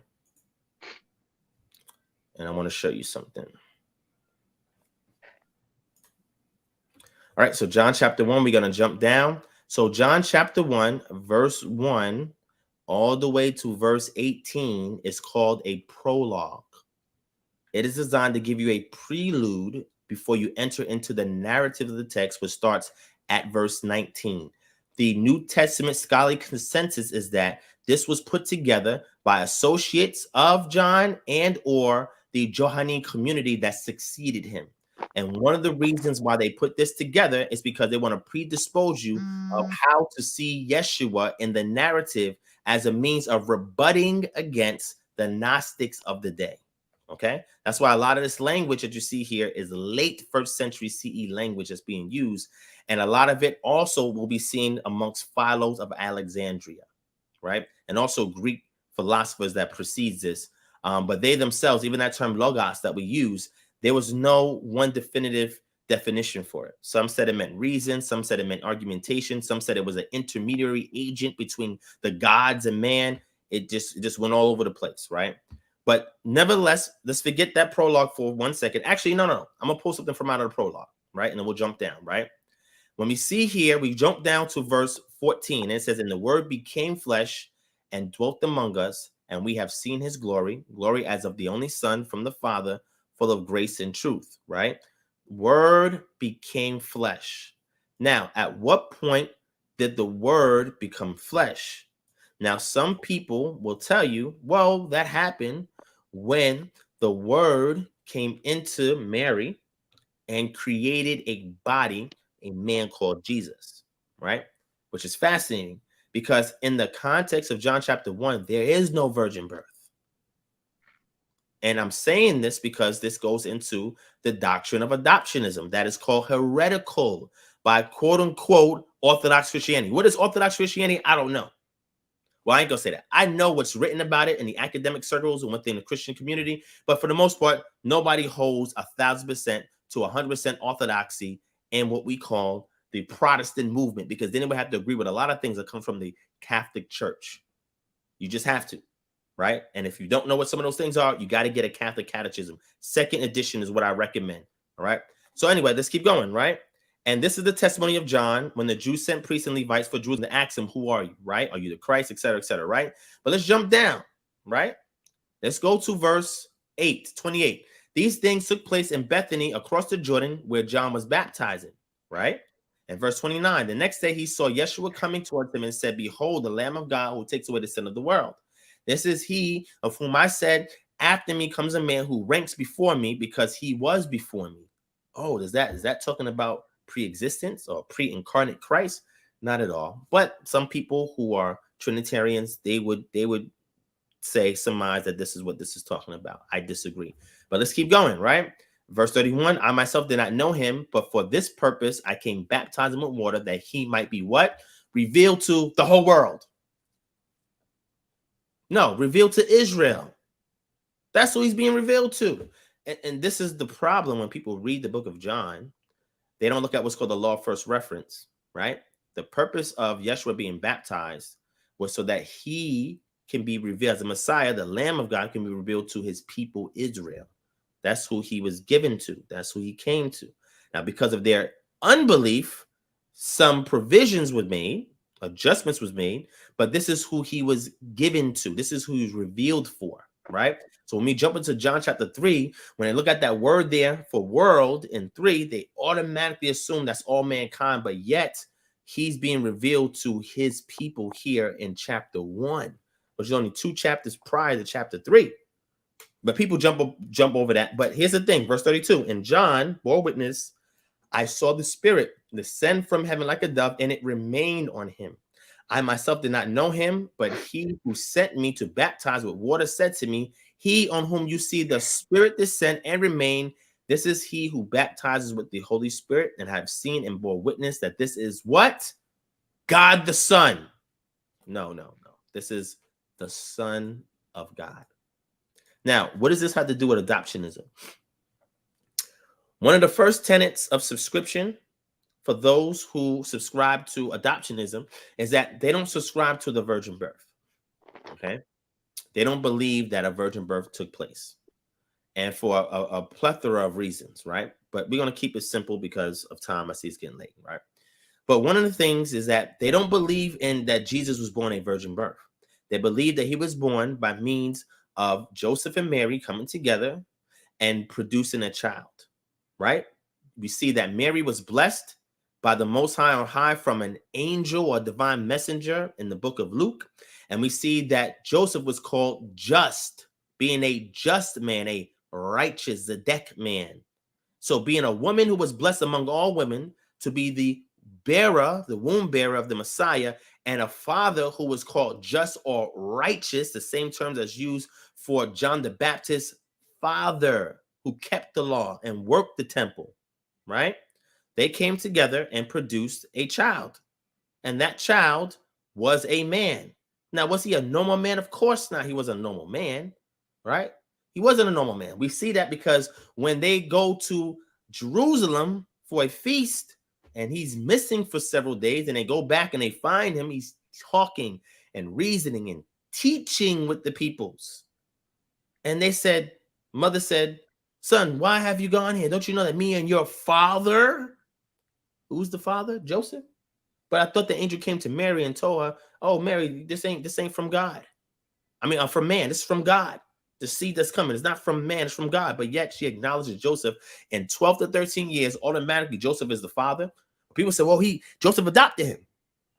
That's what Mary was alluding to. But wouldn't Mary be blaspheming because she is not acknowledging the work of the Holy Spirit that overshadowed her and caused her to give birth to this child? Wouldn't she be blaspheming? Because Yeshua says that any matter of words that you say against me can be forgiven, but anything that you say against the Holy Spirit is blasphemy. It cannot be forgiven. But yet she's blaspheming here. She's not attributing his Genesis to the Spirit. She's saying, your father. And if you read Greek, you see there's directional cues. She's literally talking about Joseph. But nonetheless, so because they don't believe in a virgin birth, they believe that Jesus was born. And we see what the scripture says in the book of Luke, that he increased in wisdom and stature and favor with both God and man. The same thing was said of Shemuel, right? But anyway, so he increased. Well, how can you increase if you God? If you God, you can't increase in knowledge and wisdom because you are knowledge and wisdom. Manifest. There was God the Son in the flesh or God the Father in the flesh, like oneness doctrine teaches or Unitarians teach, then there would be no need for him to increase in wisdom and stature. There would be no need, according to the book of Hebrews, that he learned obedience through suffering. How can you learn something when you're God? You should know everything. But I guess the flesh limited the spirit that was in him. I don't know. Maybe that's the case. But adoptionism does not subscribe to the virgin birth. They believe that Yeshua was groomed and raised, and yet he had a relationship with the Father, just like Samuel. When he was weaned from his mother and he was being called by the Father, Eli recognized it and he said, whoa, hold on. Oh, wait, the child don't even know who's talking to him. Hey, the next time you hear that voice again, say, here I am, Lord, speak to me, your servant. Yeshua, that same idiom used, he increased in wisdom and stature and favor of both man and God. We see the same of Samuel, which means at a young age, he was being groomed for his purpose. That's why when they came to check him, and in the book of Luke, when he was missing, after they went to the feast in Jerusalem, he said, don't you know I was about my father's business? Y'all should know those times where this voice is talking to me at night and you hear me waking up at midnight talking, sound like I'm talking to myself, but I'm talking to the Father. The same way we see in John chapter 17, he's talking to the Father, no Father talking back to him. But that's nonetheless, this is why the doctrine is laid out the way it is, right? So when we get an understanding that there's no virgin birth and there's no need for a virgin birth, the only need for a virgin birth if you believe in original sin. If you believe in that doctrine, it hinges upon the virgin birth because it has to prove that Jesus did not come by means of a man and woman coming together to bear forth a child. Original sin is supposed to be hinged on Psalm 51 and Romans chapter 5, verses 12 to 14. And this is supposed to hinge the doctrine of original sin as laid out by St. Augustine himself. He's the one who brought that doctrine to the forefront, right? So the baptism is taking place here. There's no virgin birth. So how did the word become flesh? You can't tell people, oh, well, they would have known the book of Matthew and Luke, so they would have already knew that that's referring to a virgin birth. Well, John obviously missed that. Apparently, this wasn't important to John, just like it wasn't important to Mark, just like it wasn't important to Paul and his epistles. He missed that. James missed that too. Peter missed that too. And Jude missed that too. Hebrews, whoever that author is, they all missed the virgin birth. Everybody just didn't say nothing about it. Everybody missed it. Even John, who Christians hinge and say, hey, if you want to know about Jesus, you read the book of John. That's in evangelical movements because they use John to predispose you to acknowledge a presupposition of who Jesus is before you even read the text or even understand what you're reading. That's how they prepping you to accept the doctrine and a dogma before you can study it through critical lens and see it for yourself what it is. So he had to give people corrective lenses so they could see more appropriately. So this is what they believe. When he was baptized, the word entered flesh. Gehenomai, that's when it transitioned into flesh. It did that at his baptism. There's no such thing here as a virgin birth in all of the book of John at all.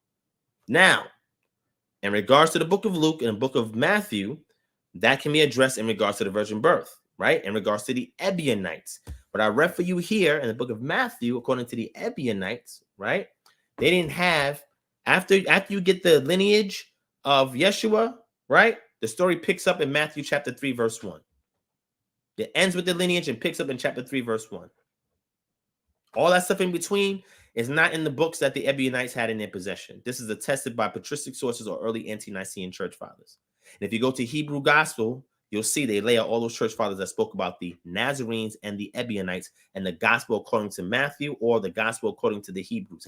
And if you get this book here, this book is written by a Christian, right? Who also, if you the way they talk about the subject matter, they tend to agree that these were unorthodox Christians, right? But here is very concise, and they give you all the known references to this gospel according to the Ebionites and a gospel according to the Hebrews, and then gives you the account that church fathers had who directly encountered them. All church fathers did not encounter them. All church fathers did not encounter them.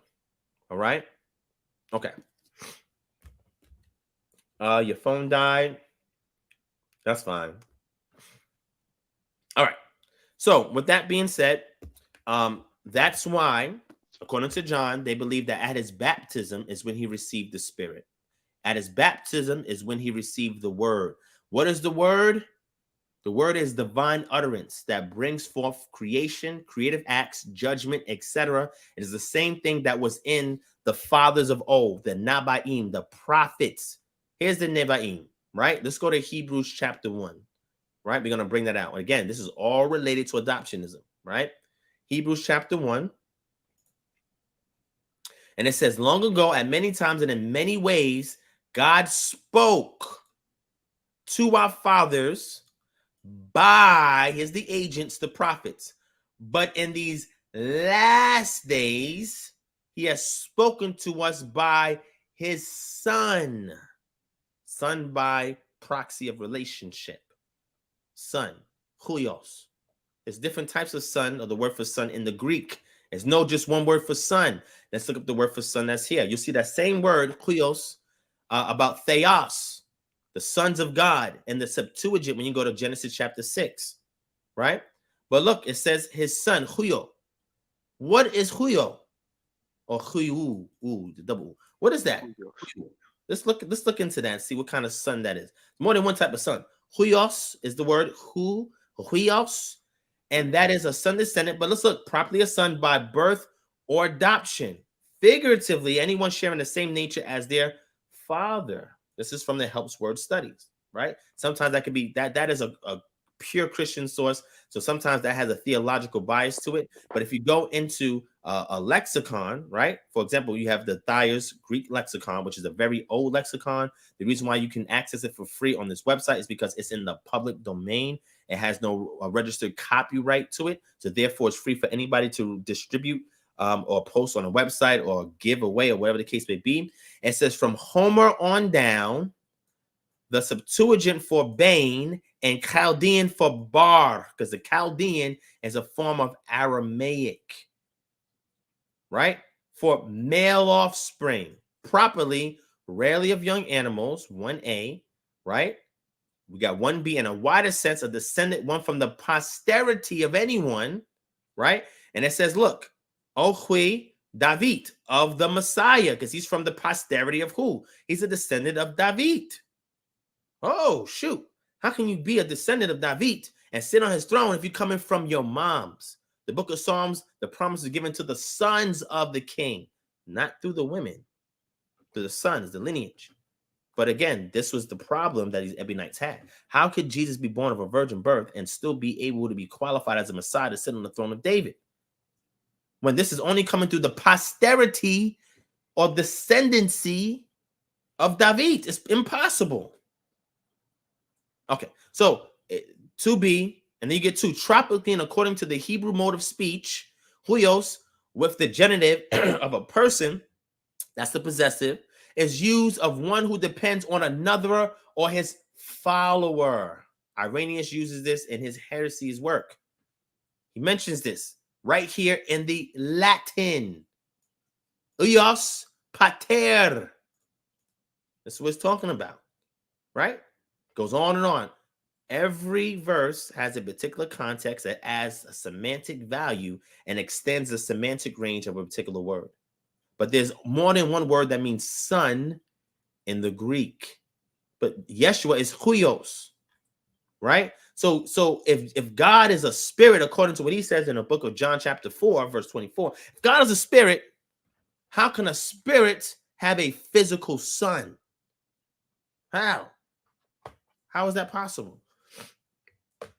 Unless we're looking at Parthenogenesis and we're pulling that term from Greco-Roman culture. Zeus having all these children through the process of Parthenogenesis. Parthenogenesis is also a biological term in the realm of biology and natural sciences or biological sciences. And that takes place amongst certain animal groups in the animal kingdom, certain animal groups that can reproduce on its own without the need for seed. And you'll see the same word is used in what we will call the Matthew chapter 1, talking about Yeshua and quoting from Isaiah chapter 7 and 14. When in Isaiah, the word betula is not used there, which would literally mean a virgin, but alma, which means a woman of marriageable age, does not necessarily mean that she is a virgin, especially if the person in question in the context of Isaiah chapter 7 already has children. But people don't read for context anymore. We just read for doctrine, right? So anyway, that's what they're saying. Now, a problem that you have here, and I'm going to show this to you real quick, my brother, again. I can't give you a whole commentary from the Ebionites. All we can extrapolate is from what their adversaries have said and the books that they had in their possession that survive today and remnants of the Syriac text or family of texts, more particularly the old Syriac's palimpsest, okay, that was discovered by Margaret Agnes Smith. All right, so let me show you a big difference. Let's go to Matthew, because Matthew is the book that they held, and the Ebionites did not have any other books. They did not subscribe to any other gospels because Matthew is the only eyewitness, because John's works was late. They were subscribing to Matthew. It was written before John's his gospel was written. John's gospel was written late. The Ebionites was already subscribing to the book of Matthew that was already in circulation, and it was the only thing that they needed that they hinged salvation on. They did not need the book of Mark, which was written through Mark, who was a companion of Peter, according to the patristic sources. Not written by Luke. Luke was not an eyewitness at all. Luke didn't witness nothing that happened. He's a tertiary witness. Tertiary witness. Putting together everything that he had heard, he was told, and whatever he got from Paul, and threw it all together into a book called the Book of Luke. And then you have John, who is believed, obviously, to be the John that we're talking about. That was the beloved disciple. That's how the author of the book of John is talking about himself, right? Or the pseudonym of John. We don't know if that was even the book of John. We don't know, because we know that prologue was definitely not written by John, because the language in the narrative is very different than the language that's in the prologue. There's similarities, but there's stark differences that we know is a different author altogether that put that together. But nonetheless, right, in the book of Matthew, chapter 1, there is something that's irreconcilable. When you look at a Syriac text that represents the beliefs of these Ebionites, and you look at a Greek text that represents the subscription system of the Gentiles who have taken over that movement, and then they put it off as Orthodox texts. This is what we call the textus twisted, the received text of the Greek that you're supposed to accept. And I'm going to show you what it corrects, right? Matthew chapter 1. And we're going to jump from Matthew chapter 1, and then we're going to go to this. Follow me, my brother, please. I want to show you something, right? Two things, right? First thing here, verse 23. Behold, the virgin shall conceive and bear a son, and they shall call his name Emmanuel. That is what we call an attributive, qualitative affinity. Attributive, qualitative. An attribute is a characteristic or feature. Qualitative means it is a focus or highlights that feature as something that's important. and then it's associative and it's associated to somebody else. Doesn't mean they're directly fulfilling that. They're just referring to a source because it is bringing an attribute that has quality to help to confirm a purpose that somebody has after the fact. This is a technique that is not unique to the scriptures, but is used elsewhere. Okay, so here is something very important. You see verse 24 there, right? When Yes. Joseph woke from his sleep, he did as the angel of the Lord commanded him. He took his wife. Whoa, wait, what? How is that his wife? Well, in Hebraic culture, you're not somebody's wife until they sleep with you. But nonetheless, let's keep reading. Verse 25. But knew her not until she had given birth to a son, and he called his name Jesus. Now, apparently, whoever's scripting this, they want you to know in advance. You know why? Because if I was reading this as a Hebrew and I see the word wife there, because in Hebrew, there's no word for wife. Matter of fact, there's no word for wife in the Greek. Koine Greek doesn't exist. There's no words for that. Context gives the semantic value of the word. The context. There's no word for wife. Matter of fact, let's look into it in case you don't believe me. I'm not saying you don't, but just saying for teaching purposes. People may not believe. But let's look into this word that we see here for wife, right? See this word right here, right? Gunaika. Let's look up this word right here, right? The word is gunai, where we get gynecology from, right? But anyway, that's the study of women, but nonetheless, right? A woman, and then they say wife, my lady, right? But if you go into the Oxford Greek lexicon or any other Greek lexicon that is not created by Christians who is putting Christian dogma onto the lexical value of words, it just really means a woman. That's all it means. The context will tell you if it's a widow, if she's married, if she's a virgin, if she's single. Guess what? The context dictates that. The syntax of the clauses dictates that. But the word itself does not mean wife. It just means a woman. Well, you're going to say, well, why is that the case? Because you're looking at two different cultures. English culture and Greek culture. Hebrew culture as well. That term wife, if you go to, let me show you where that term comes from.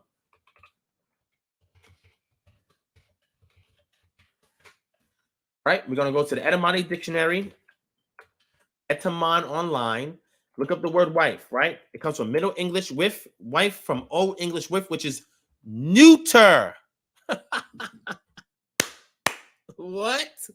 How the, wait, hold on. Let me zoom in. People might think I'm making this stuff up. I ain't making this up. Let me just go see. People might think Divine is crazy. It is into neuter. So you have masculine, feminine, and neuter. Did you know that this word in the Old English is neuter? Okay, wait. Let's keep going. Let's keep going. Woman, female, lady. Also, but not especially wife. Did you see that? Wait, hold on. Wait. Let's go back to that. Let's go back to that. Woman, female, lady. Also, but not especially wife. From Proto-Germanic wifa, the source of Old Saxon, Old Frisian with, Old Norse vif, Danish and Swedish viv, Middle Dutch and Dutch wief, Old High German weeb, German weeb, of uncertain origin and disputed etymology, not found in Gothic. These are all related to the old Proto-Germanic tribes. And how do we know about these languages? Because the Romans conquered them. And when the Romans conquered them, a lot of these old tribes, right, they started speaking vulgar Latin, with the exception of these Germanic tribes that we call the Saxons and the Anglos or the Anglo-Saxons, when they came together and acculturated as one tribe. So apparently felt as inadequate in its basic sense, of course, because it doesn't even mean wife, leading to the more distinct word with men, because they had to add a suffix so you can equate it to the word woman or even a wife.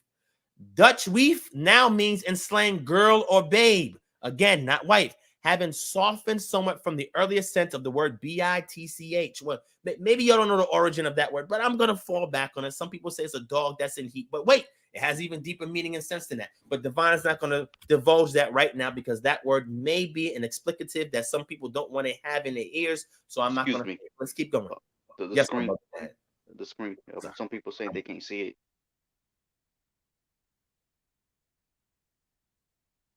The microphone. Something's going on. There we go.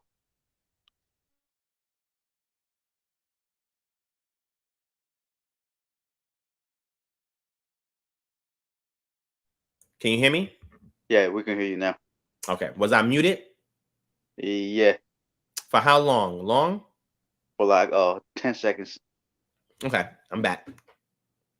So apparently felt as inadequate in its basic sense, leading to the more distinctive formation of weefmen, source woman, Dutch weef now means enslaved girl babe, having softened somewhat from earlier sense of the word bitch. I'm not going to say that word because it may be deemed as an explicative to those who have sensitive ears and those who may have be children that may watch this. But go back and look at the etymology of that word. Some of us equate it to a female dog in heat, but it has a much more deeper meaning than that. But I'm going to digress. Let's keep going. The modern German cognate weeb also tends to be slighting or derogatory, because y'all don't know the history of what a wife was. But let's keep going, right? Middle High German weep in early medieval times as woman, female person, Frau or Frau being retained from woman of gentle birth, a lady. Even that term lady is not a good word. But anyway, but from circa 1200, weep took on a common, almost vulgar turn that restricted its usage in certain circles and largely has been displaced by Frau. The more unusual Indo-European word is represented by English by queen. Words for woman also double for wife in some languages. Some propose the PIE root, which is the basic root of it for wife, includes wape, to twist, turn, or wrap, perhaps with the sense of a veiled person. See, vibrate. That vibe, V-I-B, goes back to the word wape. Okay, let's keep going. And more recently, guib, a proposed root meaning shame, also pudenda. But the only examples of it would be Germanic words and Tocharian, a lost Indo-European language of Central Asia, keep, meaning a female pudenda. I'm not even going to go into that. Y'all go back and research this. But again, Hebrews did not have a word for wife. Greeks did not have a word for wife, right? You see this in a translation that's not even faithful to what that word encapsulizes. But the context helps gives you the definition, right?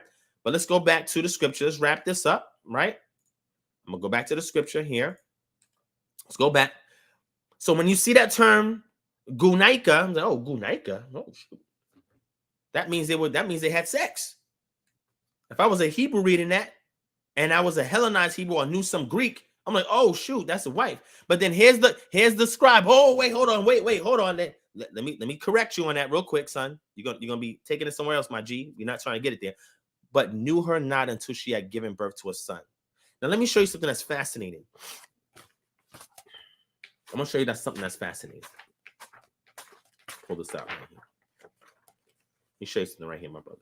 And you can always slow me down. Sometimes I talk fast when I'm very passionate, right? But let me show you something. Oh, reading the wrong book. Let me show you something that's fascinating real quick. I'm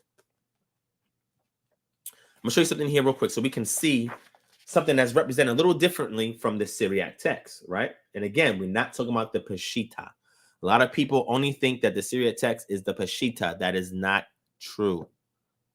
Okay. Let me pull this down so you show you something, right? All right. Okay. So let's read verse 24. But when Joseph arose from his sleep, he did just as the angel of the Lord commanded him, and he married his wife. Verse 25, and she bore him a son, and he called his name Jesus. There's nothing there telling you that they didn't have sex yet. You see that? This is what the Ebionite subscribed to.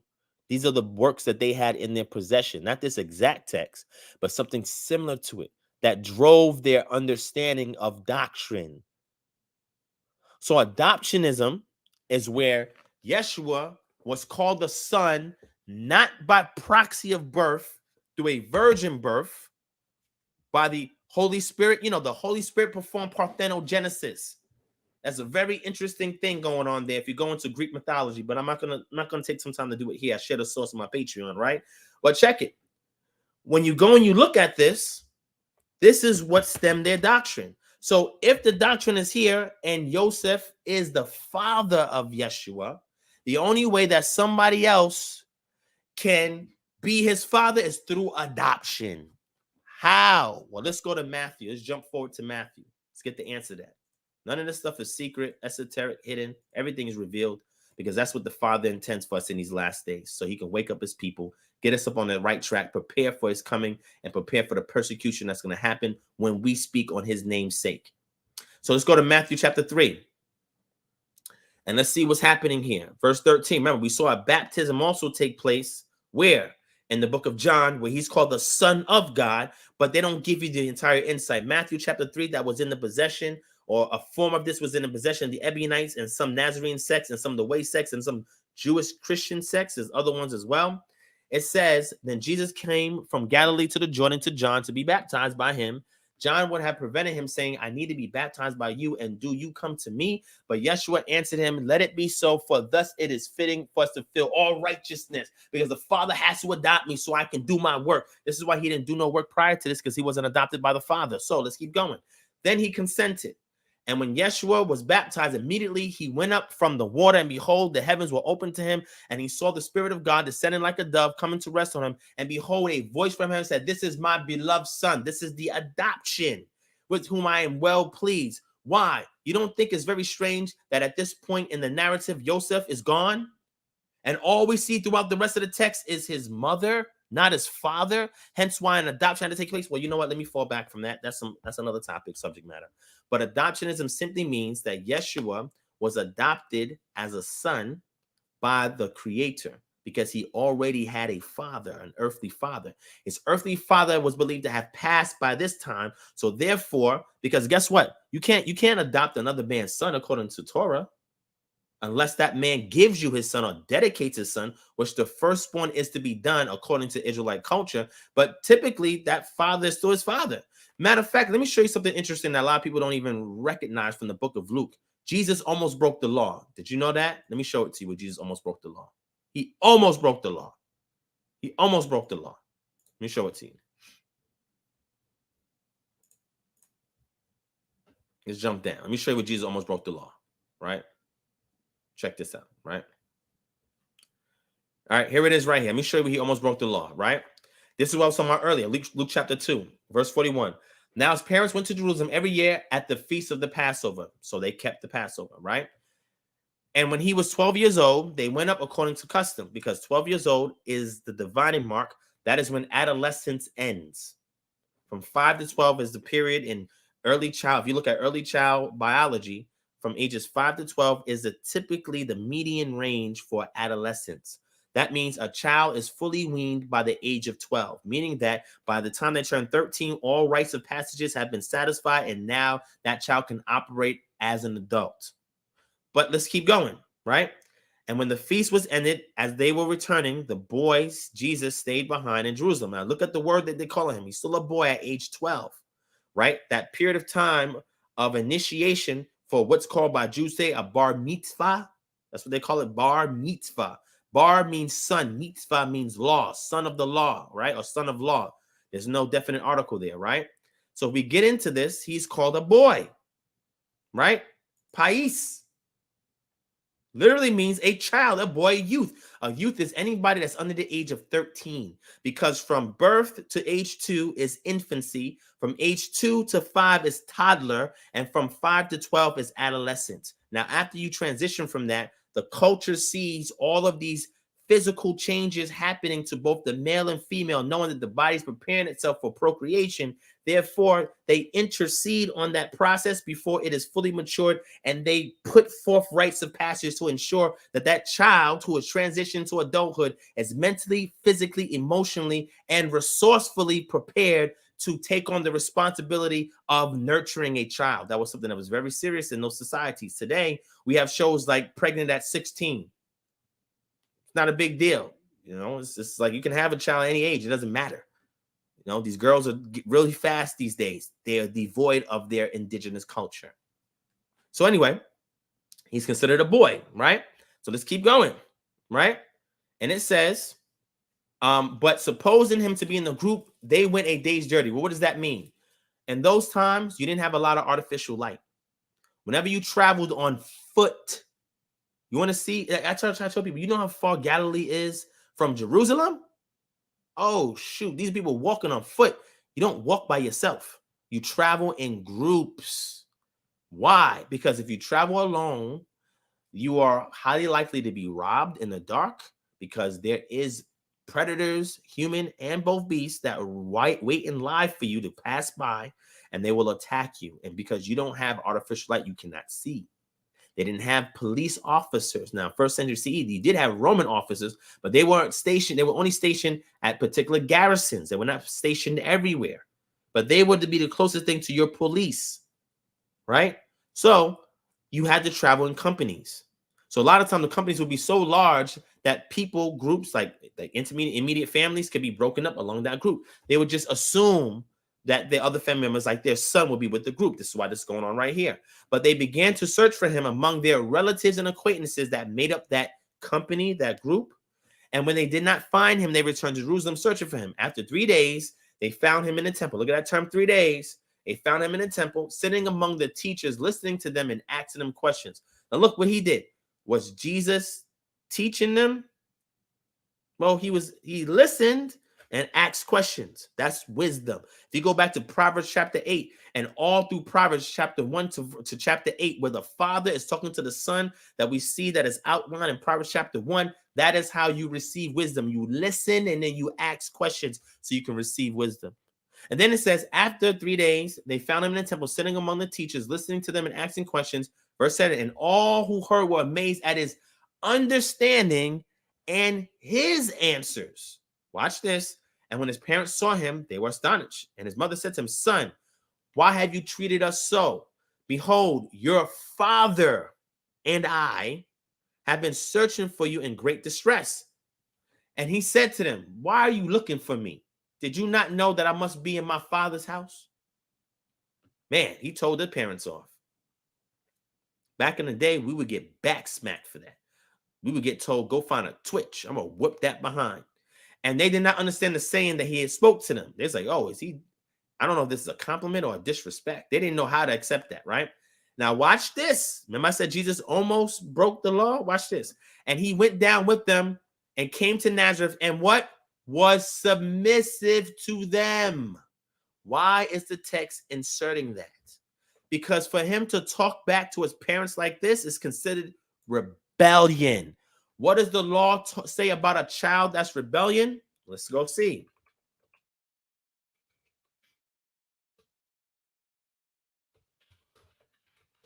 We'll take a look.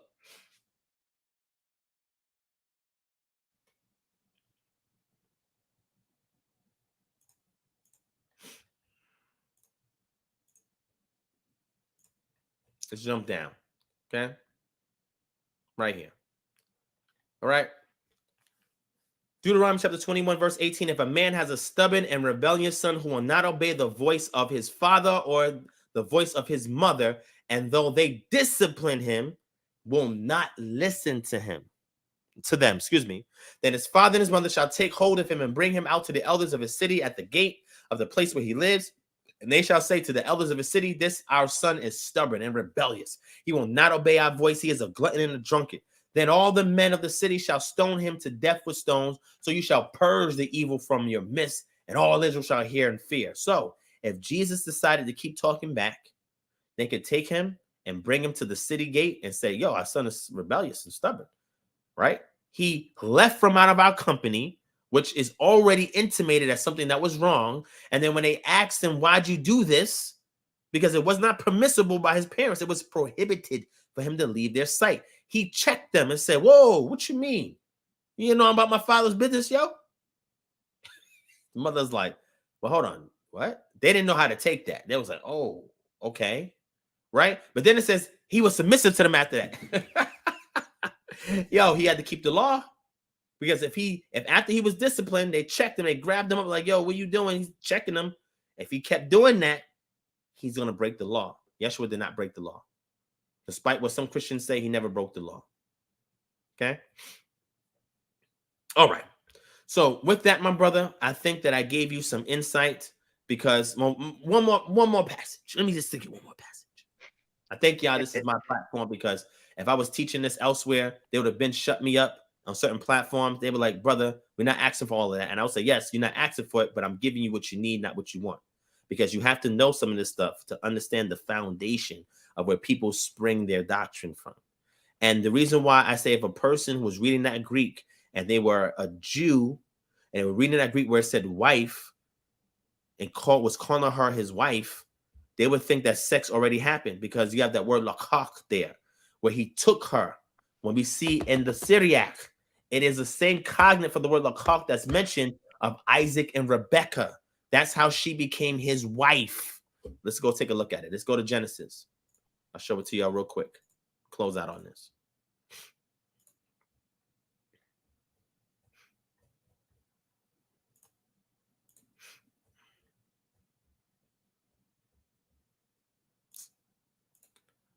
Come on, Divine. Wrong chapter. All right, here we go. All right. Let's jump down.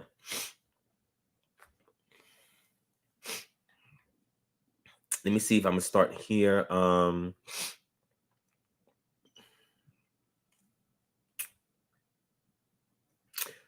What verse I want to go? When she leaves.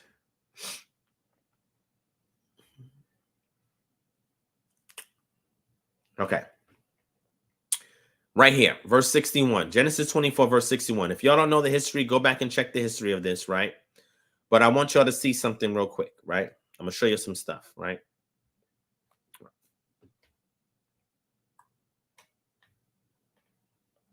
Let me show you this real quick.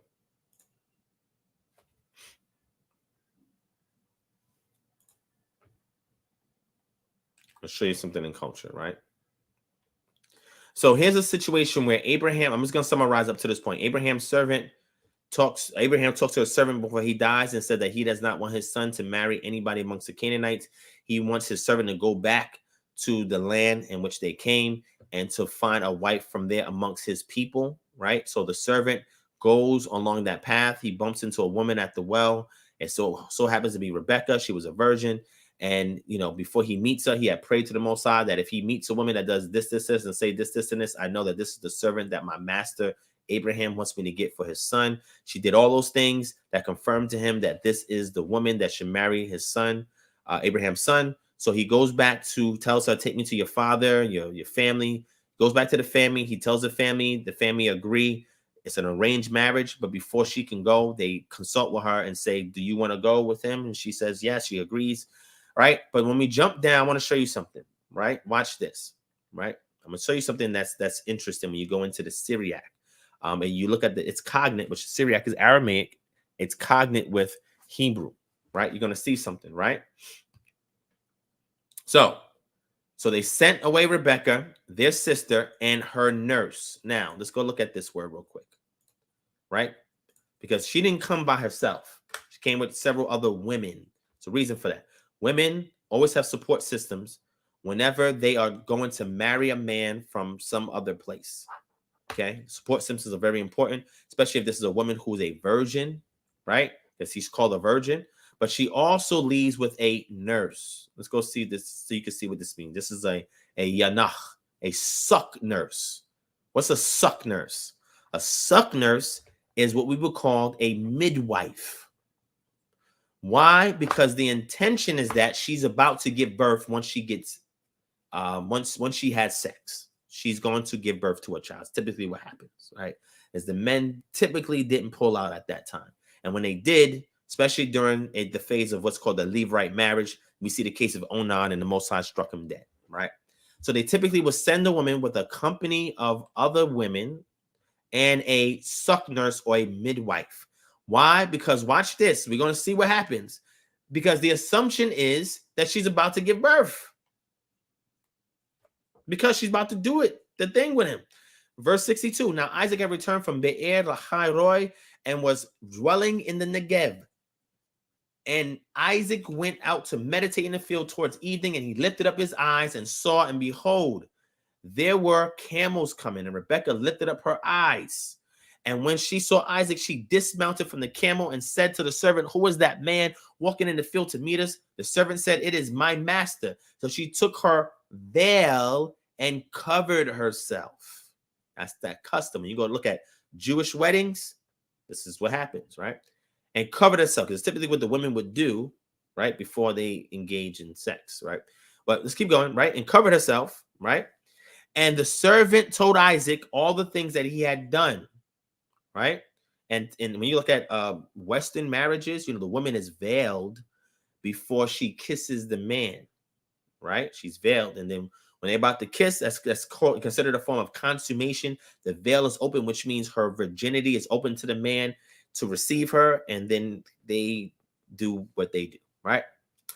So it says, and the servant told Isaac all the things that he had done.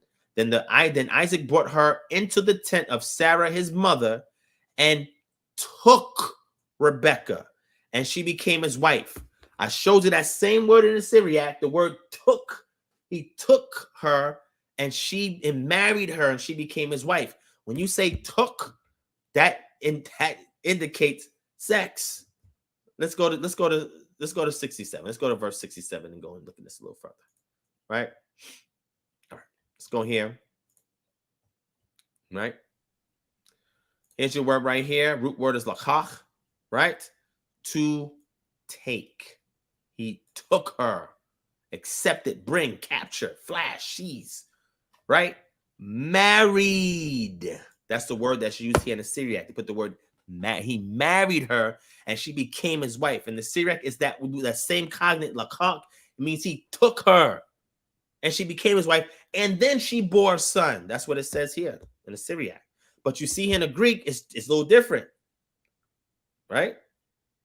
She was his wife, but he knew her not until after she had a child, which means they had children after that. So again, this is some of the understanding that the Ebionites had, and this is why they believed in adoptionism, because Yeshua was adopted after his father died, and he had to be adopted by the Most High through 2 to 3 witnesses to establish that he was the one that was going to be this last speaker of Yah in the last days. Right, which is ages. The word ion means an age. We see that word ion is incorrectly translated as world in the plural in Hebrews chapter 1. It should not say worlds.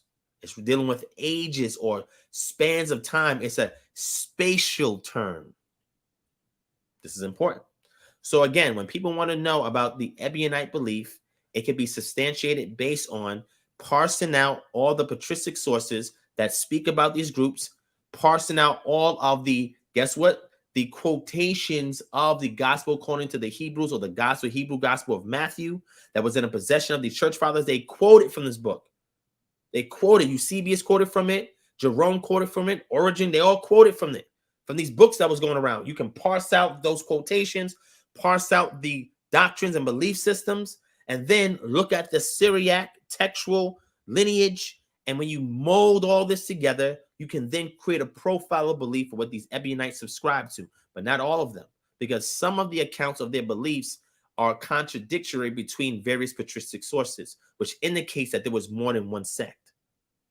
And then some earlier gospels, like the Gospel of Thomas, was also attributed to a Gnostic Ebionite sect. And this is why some scholars say that these Ebionites were Gnostic Christians, because the language that we see in the Gospel of Thomas and in what we call the Q gospel, which is just a sayings gospel, right? That they indicate that this was something that has some kind of esoteric flavor to it based on the idioms and the structure.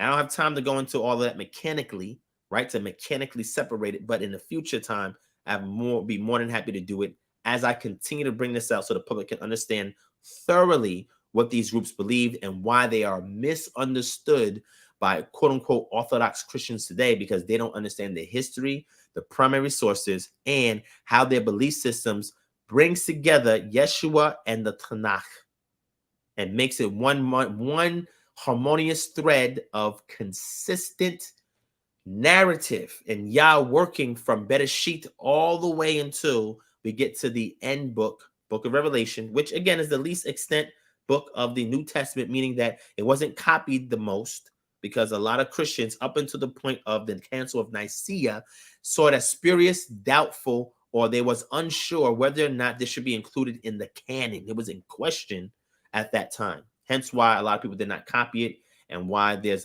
not as many sources for that or manuscripts for the book of Revelation like we have all the other gospels. Matter of fact, when you go into the P fragments that you can find on the Center for the Study of New Testament Manuscripts, when you look up that website, most of those P fragments that they have on that site does not come from the book of Revelation.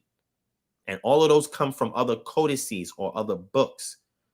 So Revelation is the least attested. However, as we went through today, we saw that it was problematic to a lot of Christians because a lot of it was speaking in apocalyptic language that we see in other prophets of the quote unquote Tanakh. But there is a automatic disassociation with the quote unquote old covenant with the new covenant that we see this interjection and interpolation and sometimes a reduction and deduction of things in the text because again, they don't see a full harmony between the two quote unquote books. So with that, I'm going to yield. And what I will say is, family, if you do appreciate this, please hit the thumbs up. If you're brand new, hit subscribe. You can go back and check out the archives. This brother here, Uri, good brother, he asked me a question in regards to Ebionite Judaism. We went into Transubstantiation. We went into Adoptionism. And with that, I gave other little nuggets to kind of bring it together as a cohesive glue so that you can see that there are several constituents that make up the building blocks of the foundation of this doctrine. And what happens is because people only have bits and pieces and do not do the excess study on this subject matter, that they do not know what they're talking about. And they misjudge and misconstrue people who hold that position, what they subscribe to, simply because they themselves has not done a lot of research. And they think that a lot of that is predicated, the people who subscribe similar to Ebionite ideology is predicated on, I would say, tatters and fragments. No, we can reconstruct it. Matter of fact, attempts have been made to reconstruct the book of Matthew based on these sources that I just mentioned to you. This is what this has attempted to do. So the rabbit hole goes deeper. There's more insight that can be shared in regards to these groups. But I think based on those two different subject matters that you had mentioned, right? Transubstantiation and adoption, right? Or adoptionism, that I gave enough clarity and enough insight and feedback to show that when you put these two things together and understand it according to its ancient Near Eastern context in which the entire Bible grew from, then you'll be able to associate it with other cognates and shared sister cultures and be able to get the full spectrum picture of what is being conveyed by those who subscribe to Yeshua, Yahushua as a Messiah, and also kept the mitzvot or the laws and saw nothing wrong with that. However, dichotomically proposed or diametrically opposed groups such as Jews and Christians saw an issue with this third group that tend to be the mediator of bringing the things together, so they persecute them off out of existence. So by the time you get to the 4th century, you have convergence of these groups either to one side as a Jew or Christian, or Judaism and Christianity, or they were excommunicated, or they were persecuted, killed, and terminated, so that that middle ground no longer stands. And what happens is, over centuries of time, Christianity has forgotten about this group that was able to bring together and bridge both perspectives.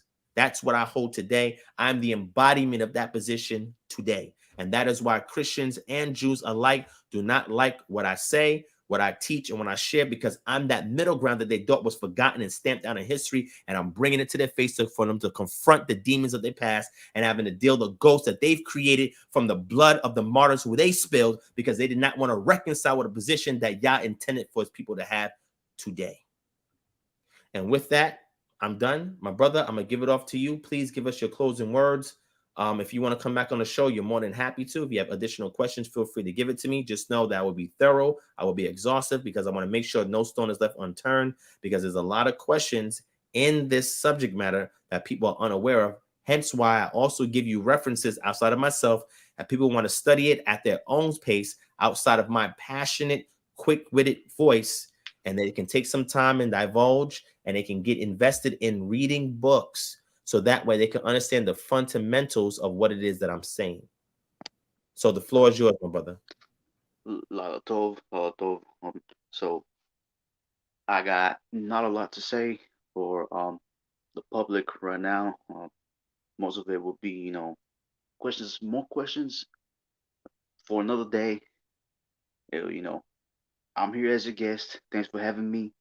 Uh, may the Most High bless you, and prayers so we could all get knowledge, one by one step at a time. What else I gotta say?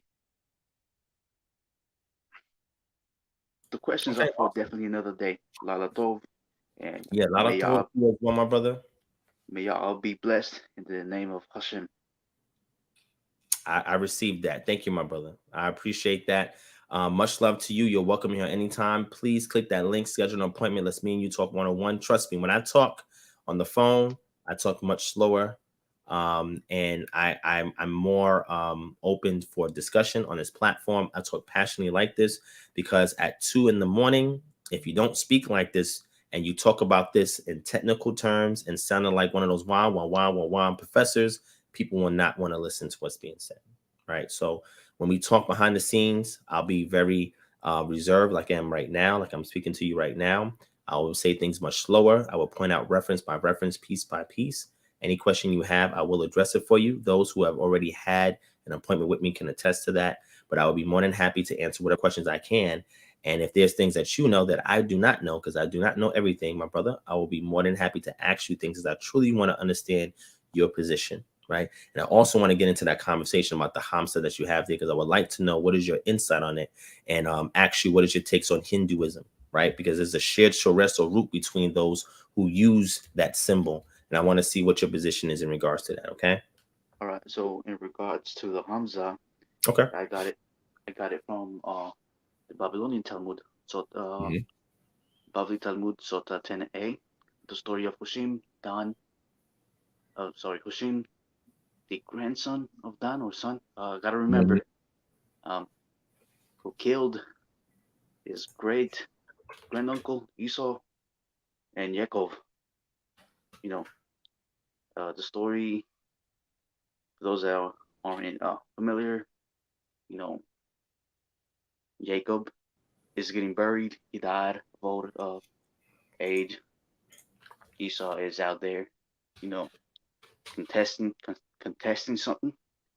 But since Hashim is deaf, he doesn't know what's going on. So accidentally hits him, and his eye and his hand. I keep forgetting if it says which side of his hand and eye. Mm-hmm.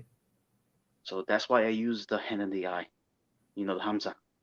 Mm-hmm. But it's more of a, for me, situation. It helps me understand it visually. It has a sort of, what's the word? It's a concept in Judaism called Torah Edom, Mm-hmm. and within Hinduism, uh, there's a theory among some scholars, saying that you have what's it, Abraham and Sarah, and then you have Brahma and Saraswati. Mm-hmm. Mm-hmm. It's similarities here and there on the way that they lived. Correct. So that's as far as we go. From there on, Hinduism and Judaism probably split from a ancient, similar thought that I do not know, and Well, let me perhaps tell you, I do know. You want me to tell you? let's hear your take on it, because Well, yes, it's my take, but it can be substantiated, right?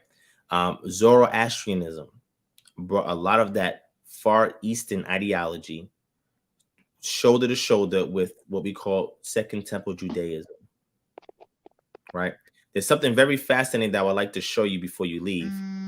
I would like to know if you have ever seen this before, because I've shared this on this channel several times before, but I would like to see if you've seen it before, and I'm going to show it to you, right? Watch this. A lot of references or credit is not given to this Kerbet El Kum source, right, in regards to the Hamsa, right? So let me show it to you real quick, okay? Check it out.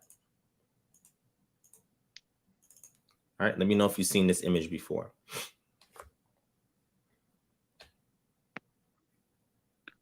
no, it looks Okay. like Okay, I see something, a face to the side, and then the hand. Yep. You see Yod Hey Vav Hey is here, right here. Yeah. Yod Hey Vav Hey. So you know that's the Sacra Nomina. This is the sacred name, right?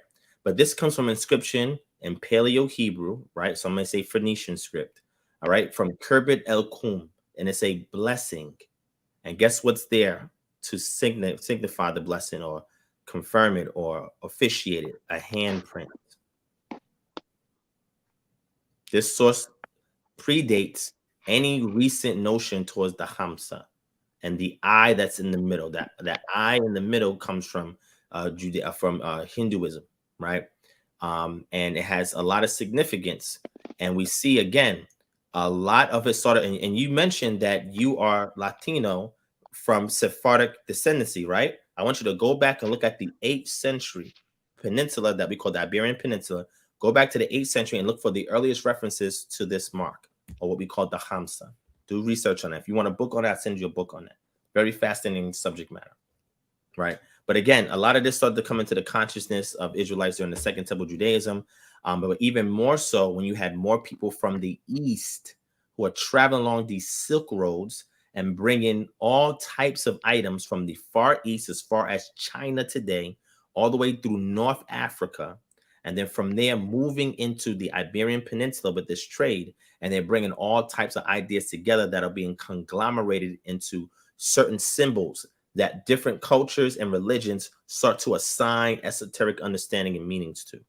But this practice is something that predates the earliest that we have texts that go back to, that goes right here to this. This is a very, very old inscription, right?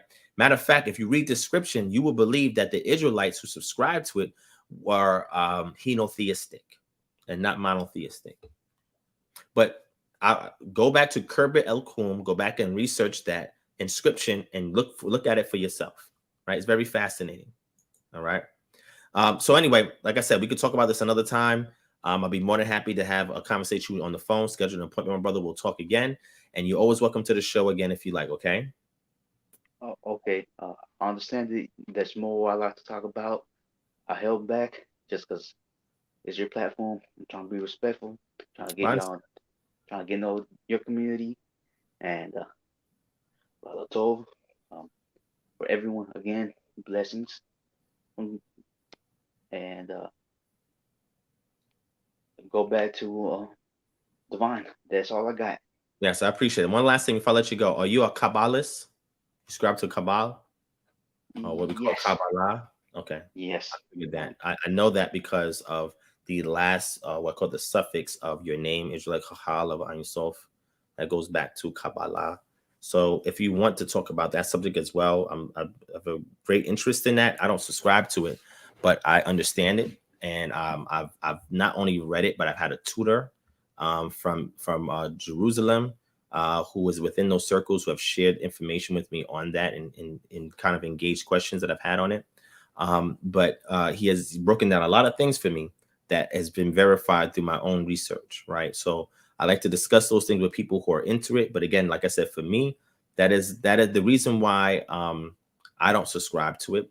It's not because I'm saying it's bad, it's evil, it's wicked. Matter of fact, I actually did a post on my channel. You can go back to the community section of my channel. And I show people the origin of where that comes from.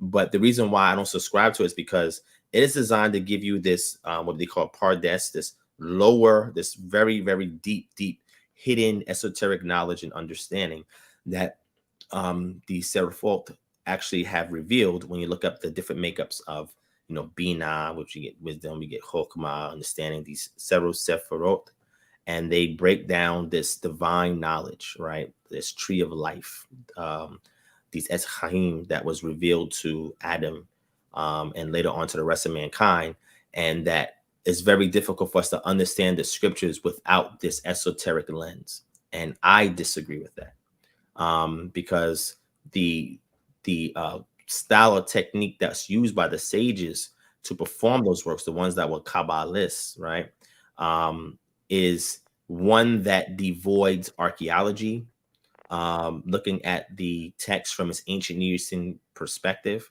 and one that believes the words to be strictly divine, where we see nothing but loan words littered into the text. Matter of fact, there's loan words in the Mishnah, loan words all throughout that. So how can the language be divine and God is revealing this to man when the language he used to reveal it has loan words from other cultures? If Hebrew and is supposed to be a divine language. So there's a lot of difficulties I have.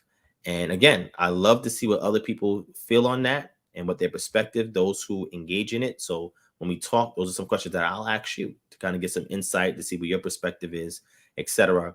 And then I'll bring a couple of my sources on that, and then we can kind of deal on that as well. Because that's something I like to talk about as well. But again, like I said, I personally don't apply it at all because I feel there's no need for it, because you can have a great depth of understanding without the usage of Kabbalah, right? So, and again, people may disagree, and that's fine. Everybody's entitled to their opinion. Peer review is real. And if we allow ourselves to be peer reviewed, we'll grow and we'll get better. But the key thing is when you cannot place a metric of understanding on the divine that's been revealed through his law, his mitzvah, and you are kind of removed from that understanding, it goes against this scripture here. And I'm gonna read this last one. Again, this is not an attack on you, anybody that subscribes to Kabbalah. I'm just saying, when people ask me, well, if you know it, why don't you subscribe to it? That's the question they ask me. I'm gonna give them a very simple scripture, right? In Devarim 30, right? In Devarim 30, I'll say why, right? I think the Creator has given us what we need in a more simplified version for us to decipher what is being conveyed to us, right? So I'm gonna go here. I'm gonna share this on my screen real quick. And we go to Devarim 30 and verse 11. And it says, "For this commandment that I command you today is not too hard for you, neither is it far off.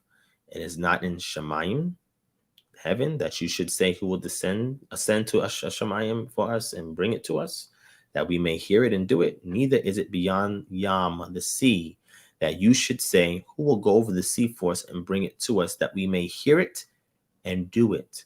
But the word is very near you. It is in your peh, your mouth, and in your leb, in your heart, so that you can do it." I think that the Creator was very succinct when he made this statement through Moshe, Nabi Moshe, Prophet Moshe. And this is being communicated to us that we should not have to go a distance or to some deep level or whatever to understand these commandments. Torah should be understood by those who are the inheritors of this heritage. And they should be able to have the eyes, the ears, and the understanding in order to perceive all that is being conveyed here. And I believe that there is an alternative methodology outside of Kabbalah that can be utilized to extrapolate that information, that knowledge, based on what is being laid out here. If we simply apply linguistic techniques in the realm of philology, if we go into archaeology and look at the artifacts left behind by these same people groups, go into sister cultures, since the Israelites were not in a vacuum, but they were flanked by other people groups. And then from the means of that, we start to examine all of this data from experts in various fields who speak about it, because Kabbalah, people who deal with Kabbalah, says this is something from the mouth of a teacher to a student, right? From a more to a talent, right? From a teacher to a student. This is how you learn this understanding, right, of Kabbalah. It is not there or revealed for everybody to know, right? It's only for initiates, right? But if the Creator is saying this and he's speaking to Israel, and there's those of us today, like myself included, that can substantiate that we have a lineage that goes back to Israel, right? And for me, you mentioned Sephardic. Are you familiar of the Jewish Kahal that is there in St. Thomas? St. Thomas, The U.S. Virgin Islands. That's where my family's from. Oh, okay. Yeah. One of the oldest, it's what we call a synagogue. People call a synagogue that exists in the Western Hemisphere. One of the top 5 oldest, and one of the earliest communities that existed there, right? So that goes back on my mother's side. Interesting, right? My mother's side. through connections there, which shows up in my actual DNA analysis, right? But the key thing that I'm saying is outside of the ethnic identity, the people group that he's speaking to here, he's very explicit, because one argument that will be made by the people to rebel is that, oh, we don't understand these words. What is it you speaking to us, Moses? They're too high. We need to go and get some angel from heaven to reveal it to us. Like in Islam, we need it to be revealed to us. We need to go to the depths of the sea and get some creature from there to reveal it to us. He says, no, it is very near to you. It is in your peh, in your leb, veleb, peh, veleb, in your mouth, in your heart. So you can do it. There's no excuse, Israel. Right? However, I do appreciate the metaphysical application of scripture from Kabbalah, because it is high level knowledge. So I'm never going to take that away from Kabbalah. I've learned a lot of stuff through Kabbalah. However, if I want to keep these statutes, laws, and commandments, I do not need Kabbalah to do so. And that's just my opinion, my perspective. But again, like I said, when we talk one-on-one, I'm going to ask you questions. I want to see your perspective, learn from your insight, and then you can ask me questions, and I'll be more than happy to share what I know to you as well. Okay? We'll make it a mutual discussion. Sure. That sounds great. You know, they brought multiple topics off. There's something that prior to that, you know, should probably make a list, because it might take days of discussion. Who knows? I mean, like I said, I don't underestimate anybody. I always assume everybody's equally as smart as me or smarter, right? Or more intelligent, more spiritual. So that's why the only L I take is learning. I don't take a loss when I have a discussion, a dialogue, or debate. I'm there simply as a student to learn, because I can always be corrected, and I'm never right about everything, right? So I pray that I learn a good wealth of knowledge from you when we talk, and that which I have taken from you, I can use in my walk with the Creator, Hashem, and I can have a more transformative life that will build my character in a sense where I'm a reflection of his image and his likeness again, like Adam was, right? And that is the goal, right? To know what that is so we may reflect him. And I pray that the Most High will continue to bless you as well, my brother, you and your household, your mishpacha, and that he will continue to abide over them with the Ruach, and that I will continue to keep you in prayer until we speak again, my brother. Thank you for your time, because I know it's valuable, and I look forward to our future discussion, okay? Okay. Lila Tov, everyone, and may Hashem bless y'all, because I'm getting ready to sleep. I know. Go to bed, my brother. Get some rest, okay? All right. Shalom. All right, family. So I think I said a mouthful for tonight. I'm about to close up. It's almost 3 hours. I apologize for the flickering that typically happens when I have my two cameras here and this light source behind me. So if that was a distraction, I apologize. You can always listen to just the audio and not even watch my mannerisms when I speak. But, you know, oh, so Nisi's. All right, let me grab that, because I know yo was asking questions in there. Anunnaki offering and meditation says, what you think about Enuma Elish? I will bring that out for you next time, right? I will bring it out for you next time. This book right here, this is just one book that I just threw over here. The Archaeology of the Old Testament, it gives a reference for that. But if you want to go to the Enuma Elish, why don't you just read it in its primary form? Get yourself a lexicon, grammar book, the primary source, and you can read it for yourself. That's what I do. So there's several scholars, not a lot of them, that are, well, Assyriologists, you have a lot, but Sumerian is where it's believed that this Enuma Elish source comes from. There's not a lot of experts in that field. A lot of people don't really master in Sumerian, right? But nonetheless, the Enuma Elish is another work that existed in the ancient Near East in Mesopotamia. It has a lot of affinities to a lot of the epics that we see in the scriptures, right? What people call the Tanakh or the Bible. And I think that people draw only from the similarities, but they never outline the huge contrasting differences between it and accounts that we see in Bereshit, right? There are similarities that has to be noted, because you only have a limited lexical range of information by means of using words to tell a story based on your environment. There's not a lot of original stuff that can be done when you can only pull from what is in existence, right? So there are going to be a lot of things that are similar in these cultures, but there's a lot of things that are drastically different, and they change the intent and purpose of the actual narrative. So if y'all want me to go into the Enuma Elish, I can do that at another time. I have no problem with that. But I have great resources in that I already put on the Patreon. Patreon has all these books on there. People can read it for themselves. I have a grammar book on there. I have a lexicon on there, and I have the primary text. And people can read it for themselves. Or let me give you a source. This is what I do. We source up in here. Let me give you a source, right?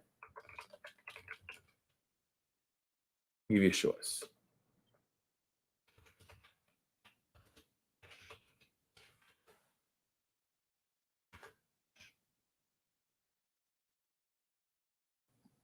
I'm going to give you some sources. Let me drop these sources in the chat. Let me drop this here. All right. And then I'm going to bid my adieu to those of you who are still here in 1 second. That's one source right there. Let me get the other source. Let me get the other website.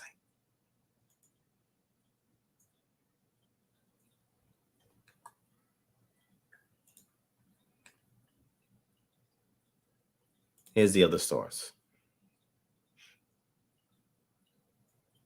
I'm putting y'all to a lot of game that's typically intended for those in academia. I'm bringing it to the layman. Boom. Grab these sources while you can, family. It's all in the chat. If you're watching this on the replay, it's all in the chat. Okay?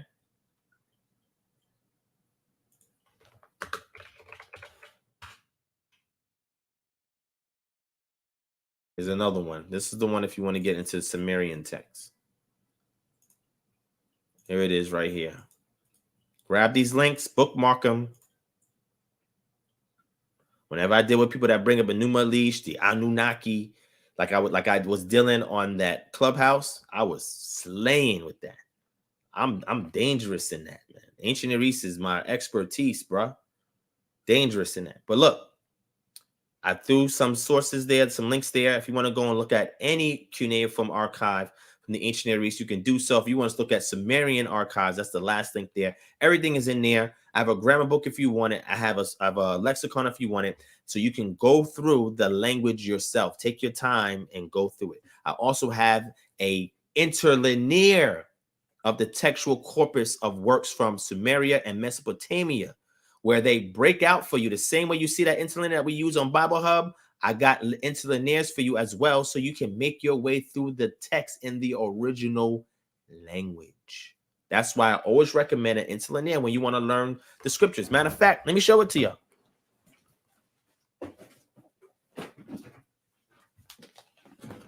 This is why these exist. See this?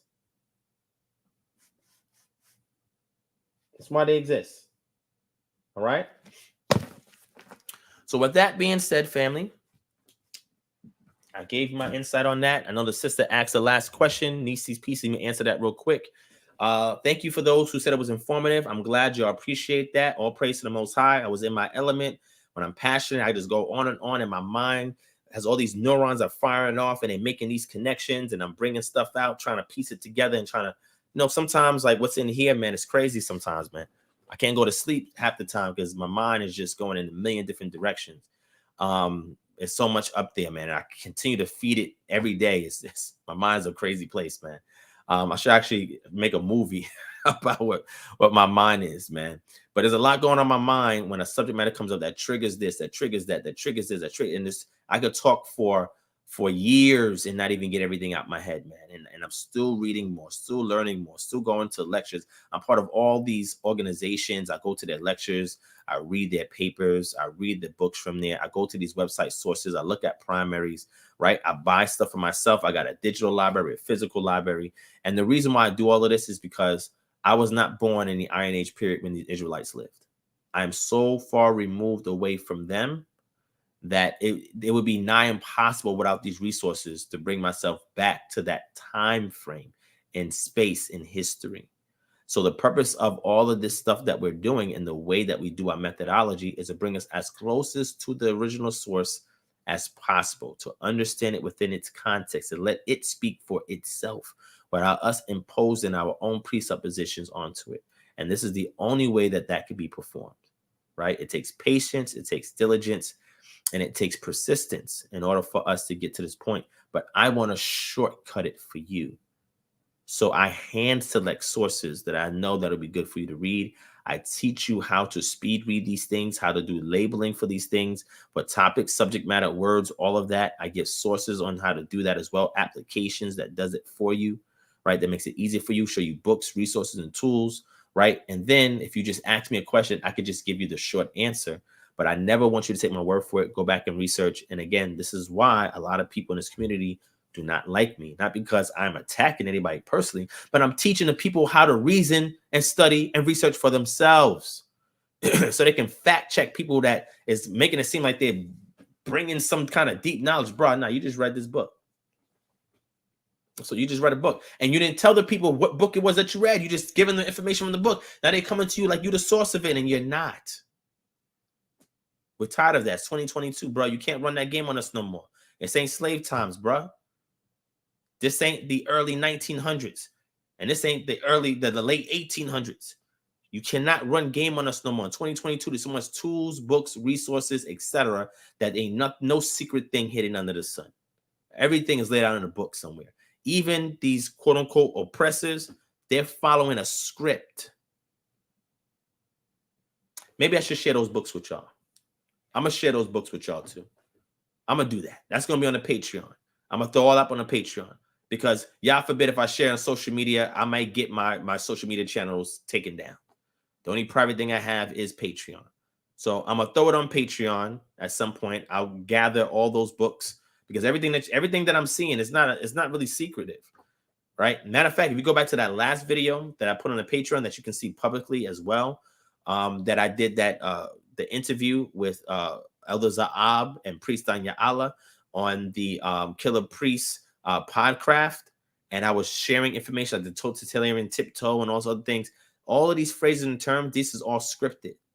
So I'm going to share those books and those resources that have these scripts in it so you can see what's going on. It's not a secret no more. They have to put it out there in the public. They don't have to tell you where it's at, but they have to put it in the public before they can do it. Because when they get their hands caught, they say, hey, we shared it. We told y'all. Y'all decided it wasn't important. You wanted to watch NBA game. You wanted to watch the boxing fight, right? You wanted to go to the movies and watch Netflix instead of doing real research. But we put it out there. Revealed it to y'all. It's out there. So I'm just there to show you where the breadcrumbs are at. It's up to you to go to the mountain. It's not my job. I'm like, yo, this is the breadcrumb. This is how you identify a breadcrumb. So follow the breadcrumbs. So with that, family, I love you guys. I appreciate it. So to answer your question, Nieces, so whenever you see uncovered nakedness, that's relating to a sexual act, right? So not just seeing something or somebody naked, right? So if you are a caregiver and you're helping a family member who is unable, who's an invalid that can't take care of themselves, that's not a violation of that. Now, if you are tempted to have sex with them and or you violate them sexually, then you're violating that law. But if you have to see them naked, you have to bathe them or take care of them, that is not speaking against them because caretakers did exist at that time as well. And that's not what it's referring to. It's referring to an illicit sexual encounter that's driven by voyeurism, where an inordinate affection develops and leads to an action. Okay? So if you're taking care of people who are near and dear to you because they can't care for themselves, you are not in violation of Leviticus chapter 18. All right? So sis, please rest with knowing that on your heart. You are doing a thing that I would say is noble and a thing that is noteworthy. And this is for all of us, right? The text tells us that we must take care of our elders. And then we might have special needs children or family members. The reason why the Most High allows them to live and to exist is to teach you patience and perseverance. Because the same way you have to deal with them is how he has to deal with us. What is man that thou art mindful of him? I always ask that to the Creator. because I can only imagine what I sound like to him. Oh man. All right. So with that being said, family, much love to y'all. I'll see y'all again, and peace and shalom.